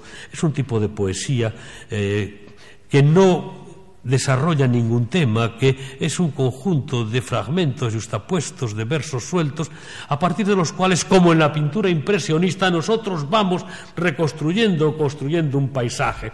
Bien, él hizo ese poema y lo llamó Pauis y habló del paulismo. Después, cuando se lo recordaban, renegaba profundamente. Decía, ismos yo, maestro yo de un ismo, no, jamás. Le dice, yo jefe de un ismo. Aquí jugaba con el término chefe, que es jefe y chef de cocina. Y de decir, chefe yo, si no sé freír un huevo. No. Bueno, por tanto, lo dejo. Otra cosa que había que asumir. Otro tipo nuevo de poesía que en la modernidad del siglo XIX había aparecido. También en la Francia del último tercio del XIX y por parte de Rimbaud. Lo que llamaría Pessoa interseccionismo. Y lo que en pintura llamaríamos cubismo analítico. Rimbaud tiene un poema titulado Marine, donde habla de dos realidades, una marítima y otra terrestre, y juega con la geometría, con la dimensión geométrica de esas realidades que se funden o se superponen o se interseccionan. Los carros, las proas de los barcos, el muelle, los senderos del bosque, los árboles, los palos, los mástiles de las naves, y todo eso habría que hacerlo cinematográficamente fundiéndolo. Pessoa sabía que eso existía, que esa era una nueva forma de hacer, y también había que asumirla, no había que dejar nada fuera. Entonces escribe Lluvia oblicua. No tengo aquí el encerado, pero sí, recuerdan los tebeos, ahora los llaman cómics, cuando se pinta la lluvia o se dibuja la lluvia se hace así, a base de rayas oblicuas. Ya tenemos una dimensión, la oblicuidad, la inclinación. Y dice Pessoa, atraviesa este paisaje mi sueño de un puerto infinito. Ahora se complica más, porque hay una realidad real, una realidad soñada, una realidad marítima, otra realidad terrestre. Bien, atraviesa este paisaje que veo mi sueño de un puerto infinito y el color de las flores se transparenta a través de las velas de los grandes navíos que zarpan arrastrando en las aguas como sombra el volumen mal perfilado al sol de aquellos árboles antiguos. El puerto que sueño es pálido y sombrío y este paisaje está lleno de sol por este lado. Pero en mi espíritu el sol de este día es un sombrío puerto y los navíos que abandonan el puerto son estos árboles al sol. Doblemente liberado me dejé ir paisaje abajo. La masa del muelle es la carretera nítida y tranquila que se levanta y alza como un muro. Y los navíos pasan a través de los troncos de los árboles con una horizontalidad vertical y van soltando amarras en el agua por entre las hojas. No sé quién me sueño. De repente todo el agua del mar del puerto es transparente y veo en el fondo como una estampa enorme que allí estuviera desplegada, este paisaje todo, hilera de árboles, ardiente carretera en aquel puerto y la sombra de una nave más antigua que el puerto, deslizándose entre mi sueño del puerto y mi visión de este paisaje, y se me acerca y entra dentro de mí y pasa del otro lado de mi alma. Bueno, dos cosas más, dos modelos más de poesía, dos caminos más asumidos por Pessoa. Pessoa tenía que asumir, desde luego, la poesía popular también. Esas cuartetas, esas cuadras al gusto popular, y lo hizo magistralmente. Y si no, vean cómo imita, cómo asimila y cómo asume esa tradición tan rica y tan popular en Portugal. Unas 4 cuartetas. Canciones de portugueses son barcos en alta mar, van saltando de alma en alma con riesgo de naufragar. Otra. Deja que un momento piense que vives aún a mi lado, triste de quien por sí mismo precisa ser engañado. Otra más. Viene tras el día la noche y tras de la noche el día, y tras de tener saudades, las saudades que ya había. Y la última. Todas las cosas que dices al final no son verdad, mas si nos hacen felices, eso es la felicidad. Bueno, miénteme, dime que me amas, de la famosa película. Bueno, pero no solo esto. Ahora vamos a palabras mayores. Existe en Portugal, dentro de la gran poesía culta tradicional, una orientación épica que representa como nadie Camões, el autor de Os Lusíadas, desgraciadamente convertido durante un tiempo en lectura obligatoria, lo que quiere decir que nunca se leyó y que si se leyó no se entendió nunca nada. Pero bueno, en cualquier caso, Os Lusíadas es el gran modelo renacentista de la epopeya clásica y tiene como la epopeya clásica un héroe, Vasco de Gama, como la Odisea tiene a Ulises, como la Eneida tiene a Eneas, como el Cantar del Mío Cid tiene a Mío Cid, o la Chanson de Roland a Rolando. Pero tiene otro héroe más, por encima de este héroe individual, que es muy poco héroe en relación con los grandes héroes clásicos, tiene un héroe superior que es un héroe colectivo nacional, Os Lusíadas, el pueblo portugués. Pero tiene otro héroe todavía más alto y que los cubre o encubre a los otros dos. Es un héroe cósmico, es un héroe europeo, es un héroe moderno, es el homo universale del Renacimiento. Ese es el verdadero protagonista de este grandioso poema que es Os Lusíadas. Bueno, hay que asumirlo también, hay que asumir ese pasado clásico, ese pasado épico que celebraba, que cantaba al Portugal heroico. Y entonces escribe Mensagem, que es un libro heráldico, es un libro simbólico, el único que publicó en vida, desde luego, por haber quedado segundo en un premio famoso de poesía que se lo dieron al premio de un cura, a un libro de un cura titulado Romería. Bueno, voy a leer un poema de ese libro, porque además nos remite a Os Lusíadas directamente. En Os Lusíadas los portugueses se encaminan hacia la India, pasando el Cabo de Buena Esperanza. Se llamó así después de pasarlo, antes era el Cabo de las Tormentas. Pero Camões también utiliza varios personajes para expresar la oposición a esa aventura de los portugueses. Hay varios tipos de oposición y una es la oposición de la naturaleza. Bien, y esa oposición de la naturaleza a ser conquistada por los portugueses la representa el Cabo de las Tormentas, pero transformado en un gigante monstruoso que es el gigante Adamastor, que cuando está allí, ese cabo de Sudáfrica, cuando las naves van a pasar, se dirige a ella: ¿qué hace? ¿Quiénes sois vosotros? ¿Qué hacéis aquí? ¿Quién os ha llamado aquí? Este no es vuestro territorio, fuera. Pensad también que hay una acción paralela, que es la acción de los dioses, con Venus, que acompaña a los portugueses y los favorece, y Baco, que es el contrario. Pero, en fin, por muchas razones que no vienen al caso. El hecho es que Pessoa asumió también esta tradición épica, compuso ese libro, y entre los poemas de ese libro está este Mostrengo o monstruo, que habla de este Adamastor magníficamente. El monstruo que se halla en el confín del mar en la noche de brea se lanzó a volar. En torno a la nave 3 veces voló 3 veces con su fuerte chillar y dijo: ¿quién osa entrar en mis cavernas que nunca desvelo, mis negros techos del confín del mundo? Y el hombre del timón dijo temblando: el rey don Juan II. ¿De quién son las velas con las que he rozado? ¿De quién las quillas que veo y que oigo? Dijo el monstruo y 3 veces rodó descomunal e inmundo. ¿Quién viene a poder lo que solo yo puedo, que vivo donde nadie pudiera nunca verme y destilo los miedos de este mar profundo? Y el hombre del timón, estremecido, dijo: el rey don Juan II. 3 veces del timón alzó las manos, 3 veces al timón las devolvió y dijo al fin, tras de temblar 3 veces: aquí al timón soy algo más que yo, soy un pueblo que quiere el mar que es tuyo.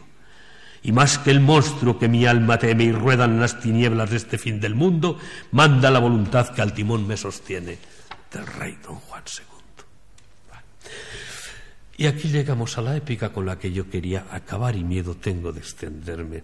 Se ha hablado mucho sobre si existe una épica moderna o no existe una épica moderna. Una épica, una epopeya, es un canto de celebración y de legitimación que aparece allí donde aparece un mundo nuevo, un orden nuevo, un poder nuevo. Repito que para celebrarlo y a través de la celebración, para legitimarlo, para darle naturaleza. En ese sentido, cuando se ha hablado de épica moderna, pues algunos han hablado de Ulises, el Ulises de Joyce, por la cosa de la Odisea. O han hablado de Guimarães Rosa, en Brasil, quizás, con más sentido. No, normalmente se habla de Whitman, de Walt Whitman. Y aquí con más sentido, desde luego. Walt Whitman, Estados Unidos independiente, Estados Unidos democrático, Estados Unidos gigantesco, inmenso, que se acaba ya de configurar después de la guerra civil en la que participó Whitman, y un Walt Whitman que escribe ese gigantesco libro que es Hojas de hierba, escrito al cabo de, en muchas ediciones sucesivas, siempre con el mismo título. Escribe esas Hojas de hierba, donde celebra, donde canta ese mundo nuevo, esos Estados Unidos que democráticos, canta al negro y al blanco y al indio, y canta al inmigrante y canta al indígena, y canta a los Estados Unidos urbanos del este, Boston, Nueva York, y canta a los Estados Unidos de las praderas infinitas del sur y del sudoeste, canta al hombre y canta a la mujer, canta el amor en la naturaleza, y se canta a sí mismo como el poeta que todo eso canta y celebra y hace que perdure para siempre. Whitman, sí. Ahora bien, con cuidado, ¿es verdaderamente Walt Whitman el poeta épico de la modernidad de Occidente? Sí y no. Es decir, Whitman, en cierto modo, es el poeta épico, pero desde la perspectiva de la épica tradicional, de la epopeya tradicional. Y esa solo es posible en un mundo nuevo como es el de los Estados Unidos que vivió Whitman, en la vieja y cansada Europa. ¿Es esto posible en esa Europa despedazada, terminal, que ha perdido a Dios, donde huérfanos, mujeres y hombres buscan fundamentos para verdades que les garanticen una cierta seguridad, desasosegados constantemente, viendo cómo la realidad fluye vertiginosamente a su alrededor, no son capaces de atraparla, solo son capaces de intuir fragmentos de esa realidad, de la que no son capaces de decir nada absolutamente cierto? Bien, esta realidad, ¿cuál es su épica? ¿Cuál es su epopeya? ¿Cuál es su cantor? Fernando Pessoa, estoy acabando, unos minutos solo, Fernando Pessoa, al final de su vida, tuvo la sensación de que había fracasado, de que ese sueño de regeneración, ese sueño de revolución, ese sueño de que él, Supracamoens, consiguiera crear ese quinto imperio en Portugal y para Portugal y desde Portugal para el mundo entero, era un sueño imposible, y que de toda aquella construcción mental, de todo aquel proyecto, de aquella ilusión extraordinaria y del trabajo ingente que dedicó toda su vida a ello, solo le habían quedado fragmentos de fragmentos, y se consideró fracasado. Y se preguntó sobre el sentido de ese esfuerzo, sobre el sentido de la realidad. El que decía a través de Bernardo Soares que definitivamente ya no creía en la realidad y menos en su posible transformación, y que la única realidad que para él tenía, realidad verdadera, era la que él se había inventado a base de sueños y de palabras. Este Pessoa, que reflexionaba sobre el sentido de la realidad o sobre qué realidad era real, si esa realidad mental de su sueño y su palabra o la realidad que veía desde su ventana, ese problema que se plantea en ese poema absolutamente genial que es Tabaquería, estanco. Este Pessoa, yo creo que murió considerándose absolutamente fracasado. Así lo confesó en cartas, en el libro del Desasosiego, al final de su vida, en poemas y demás. Y sin embargo yo creo que ese fue su éxito. Es decir, Fernando Pessoa construyó una obra fragmentaria, paradójica, desasosegante, angustiosa muchas veces, caótica. Pero es que la modernidad, es que el mundo que tenemos, el suyo, el mío, el nuestro, el de él, esta modernidad que no ha acabado todavía, repito una vez más, no es más que eso, no es más que eso, un caos, un monte de fragmentos, de astillas. Bueno, pues Fernando Pessoa acertó verdaderamente a edificar, a construir la gran epopeya del caos, la gran epopeya de la modernidad, la epopeya caótica frente a la epopeya cósmica clásica. Creo que tuvo un éxito absoluto. Y acabo diciendo a vuesas mercedes que Portugal, ese país hospitalario, que es matria fundamental mía, de las muchas que tengo, patrias no tengo ninguna, ni las quiero, pero matrias tengo muchas. Ese Portugal, como digo, pequeño, a beira-mar plantado, pobre y olvidado, y hoy más pobre que nunca, aunque no tan olvidado, sobre todo por el Fondo Monetario Internacional, ese Portugal pequeño que nos ha dado una gran literatura, un pensamiento extraordinario, y nos ha dado algo increíble, nada menos que los dos grandes épicos de la modernidad.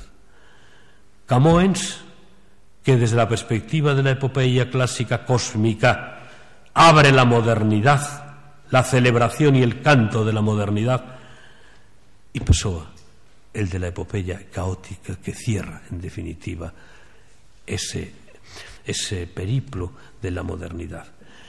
Algún día, espero que pronto, la modernidad acabará, porque se habrá cumplido el proyecto romántico, el proyecto ilustrado, el proyecto moderno. Ese día se abrirá un tiempo nuevo. Y ese tiempo nuevo tendrá características propias y por eso tendrá también un nombre propio. Y yo quiero soñar, ya no veré ese tiempo, pero quiero soñar que también ese tiempo nuevo, ese orden nuevo, ese mundo nuevo, más gratificante, más hermoso y más justo que el que tenemos, tendrá un cantor épico, tendrá una epopeya. Y yo sueño con que ese cantor épico será portugués y esa epopeya será escrita en lengua portuguesa, para que siga existiendo ese pasmo de generaciones de que hablaba Tabucchi. Bien, yo vuelvo a agradecer a los que me han invitado aquí, les agradezco a todos la presencia, la paciencia y solo quiero decir una palabra final porque estoy aquí en medio de esta extraordinaria exposición. Dije que no iba a decir nada, pero me atrevo solo a decirlo. Espero que recorra Portugal, espero que recorra Europa y que vaya más allá. Creo que es una exposición extraordinaria en todas sus dimensiones, facetas, apartados que se complementan entre sí y que dialogan entre sí.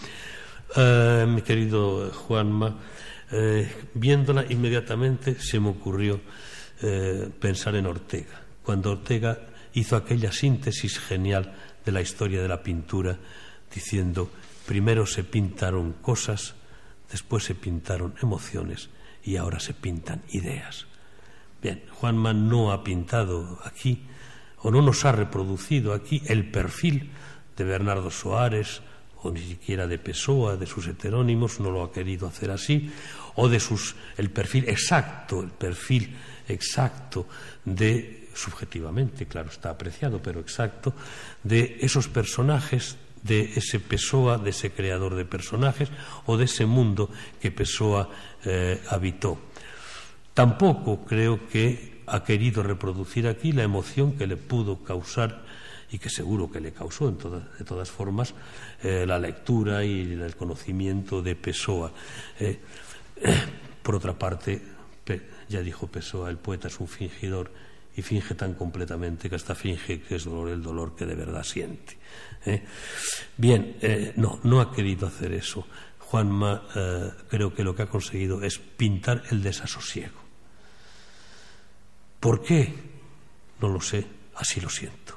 Y solo así sé hablar del arte, solo así sé hablar de esta exposición. Sigan disfrutándola por mucho tiempo y que otros la puedan disfrutar también. Y muchísimas gracias a todos.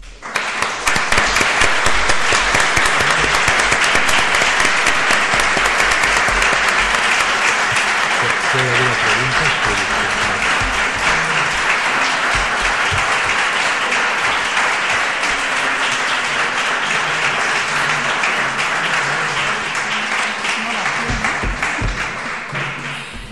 Cachis la mar, no he tenido tiempo de hablar de los otros heterónimos.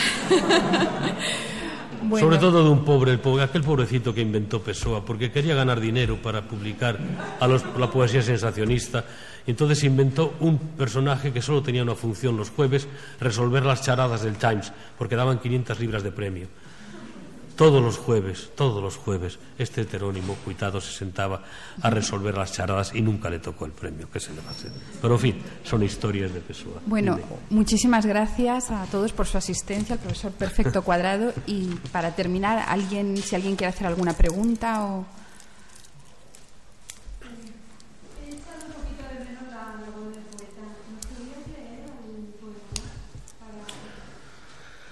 ¿En portugués? Es que tengo aquí Tabacaría en esta edición preciosa que después la regalo a quien quieran.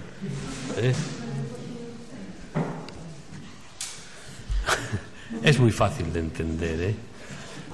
Yo soy de Zamora y hablo un buen catalán occidental, el de Zamora. Soy el único que habla el catalán de Zamora. Quiero decir que con un poco de buena voluntad se aprende. Bien, Tabacaría. No sou nada. Esta es la época final. Lo que Teresa Rita López, es Álvaro de Campos el que escribe, ha llamado Teresa Rita López el momento o la etapa del ingeniero jubilado. Bueno, non sou nada, nunca serei nada, non posso querer ser nada. Aparte disso, teño en min todos os soños do mundo. Aquí podía haberse acabado el poema, pero tiene muchas más páginas. No soy nada, nunca seré nada, no puedo querer ser nada. Al margen de eso, tengo en mí todos os sueños del mundo. Xanelas do meu cuarto dun dos millóns do mundo que ninguén sabe quen é. E se soubesen quen é, o que saberían? Dais para o misterio dunha rúa cruzada constantemente por xente, para unha rúa inacesível a todos os pensamentos, real, imposivelmente real, certa, descoñecidamente certa, co misterio das coisas por baixo das pedras e dos seres, coa morte a pôr umidade nas paredes e cabelos brancos nos homens, co destino a conduzir a carroza de tudo pela estrada do nada. Estou hoxe vencido, como se soubese a verdade. Estou hoxe lúcido, como se estivese para morrer. E non tivese máis irmandade con as coisas, senón unha despedida, tornándose esta casa, este lado da rúa, a fileira de carruaxes dun comboio, e unha partida pitada de dentro da miña cabeza, e unha sacudidela dos meus nervos, e un ranger de osos na ida. Estou hoxe perplexo, como quen pensou e achou e esqueceu. Estou hoxe dividido entre a lealdade que debo á tabacaría do outro lado da rúa, como coisa real por fora, e a sensación de que tudo é soño, como coisa real por dentro. Fallei en tudo. Como non fiz propósito nenhum, talvez tudo fose nada. A aprendizaxe que me deran, desci dela pela janela das traseiras da casa, fui até ao campo con grandes propósitos, mas lá encontrei só ervas e árbores, e cando había xente era igual a outra. Saio da janela, sento-me nunha cadeira, en que hei de pensar? Que sei eu do que serei e o que non sei o que sou? Ser o que penso, mas penso ser tanta coisa. E há tantos que pensan ser a mesma coisa que non pode haber tantos. Genio. Neste momento, 100.000 cérebros se conceben en soño tan genios como eu. E a historia non marcará, quen sabe, nenhum. Nem haberá senão estrume, porcaria, de tantas conquistas futuras. Non creio en min. Há en todos os manicomios adoidos malucos con tantas certezas. Eu que non teño nenhuma certeza, son máis certo ou menos certo. Non, nem en min. En cuantas mansardas e non mansardas do mundo non estão nesta hora genios para si mesmos soñando.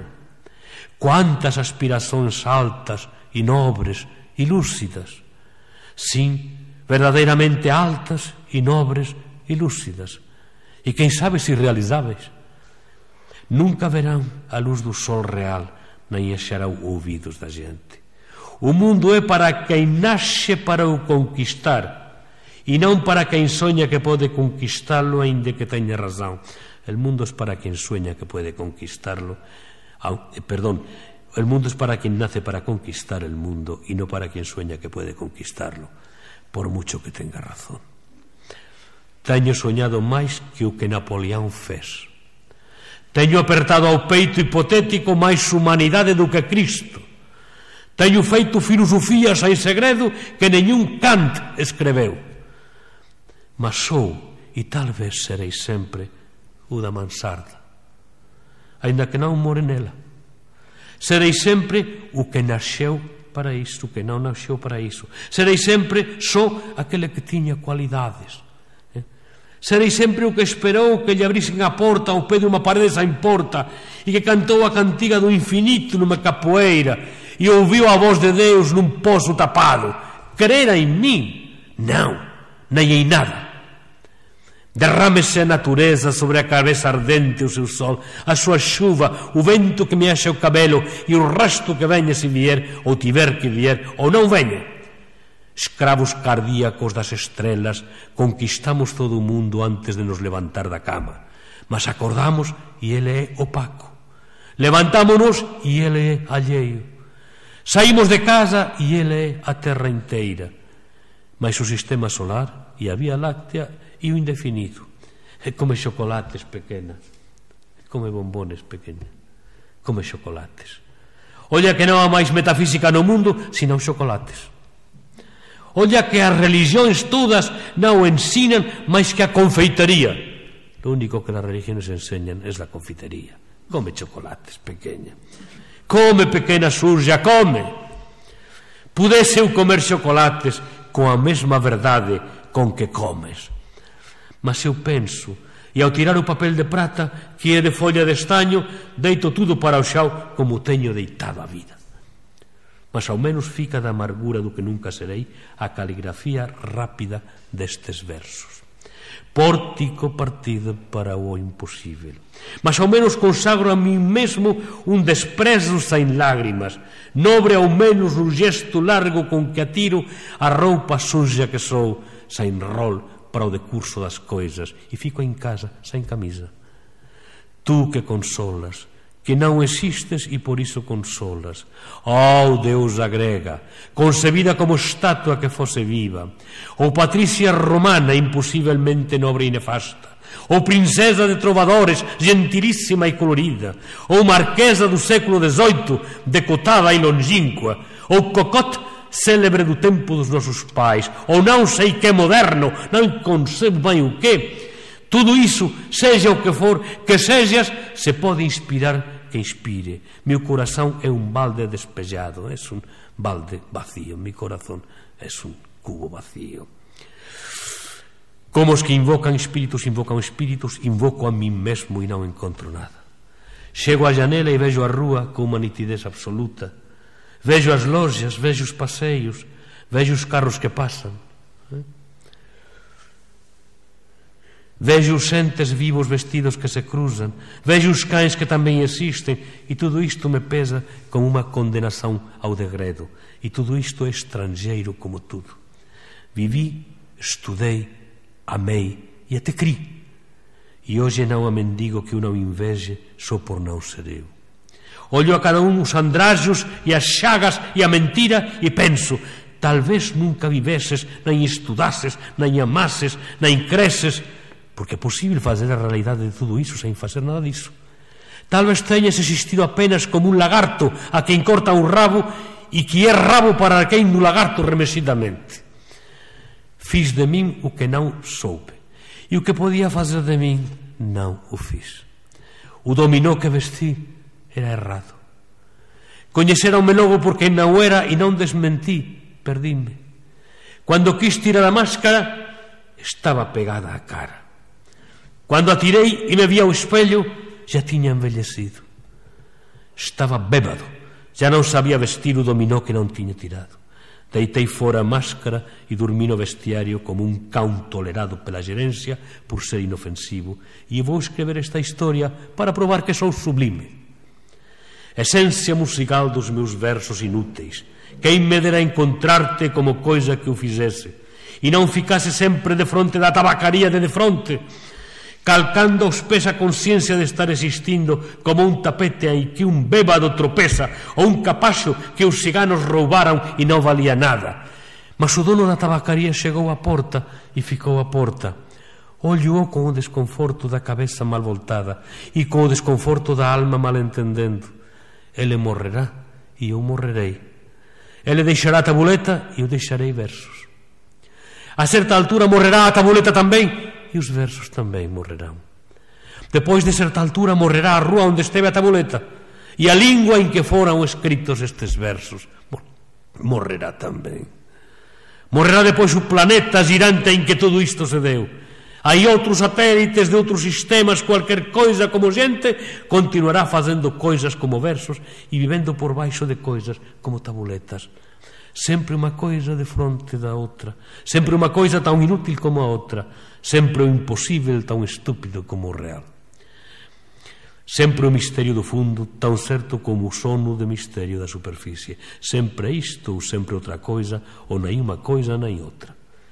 Mas un home entrou na tabacaría para comprar tabaco e a realidade plausível cae de repente encima de min. Semiérgome enérgico, convencido, humano, e vou tensionar escrever estes versos en que digo o contrario. Acendo un cigarro ao pensar en escrevelos e saboreo no cigarro a libertación de todos os pensamentos. Sigo o fumo como unha rota propia e gozo nun momento sensitivo e competente a libertación de todas as especulações e a consciencia de que a metafísica é unha consecuencia de estar mal disposto. A metafísica é o resultado de estar indispuesto. Depois deito-me para atrás na cadeira e continuo fumando. En cuanto o destino me conceder, continuarei fumando. Se eu casase con a filla da miña lavadeira, talvez fose feliz. Visto isto, levanto-me da cadeira, vou a janela.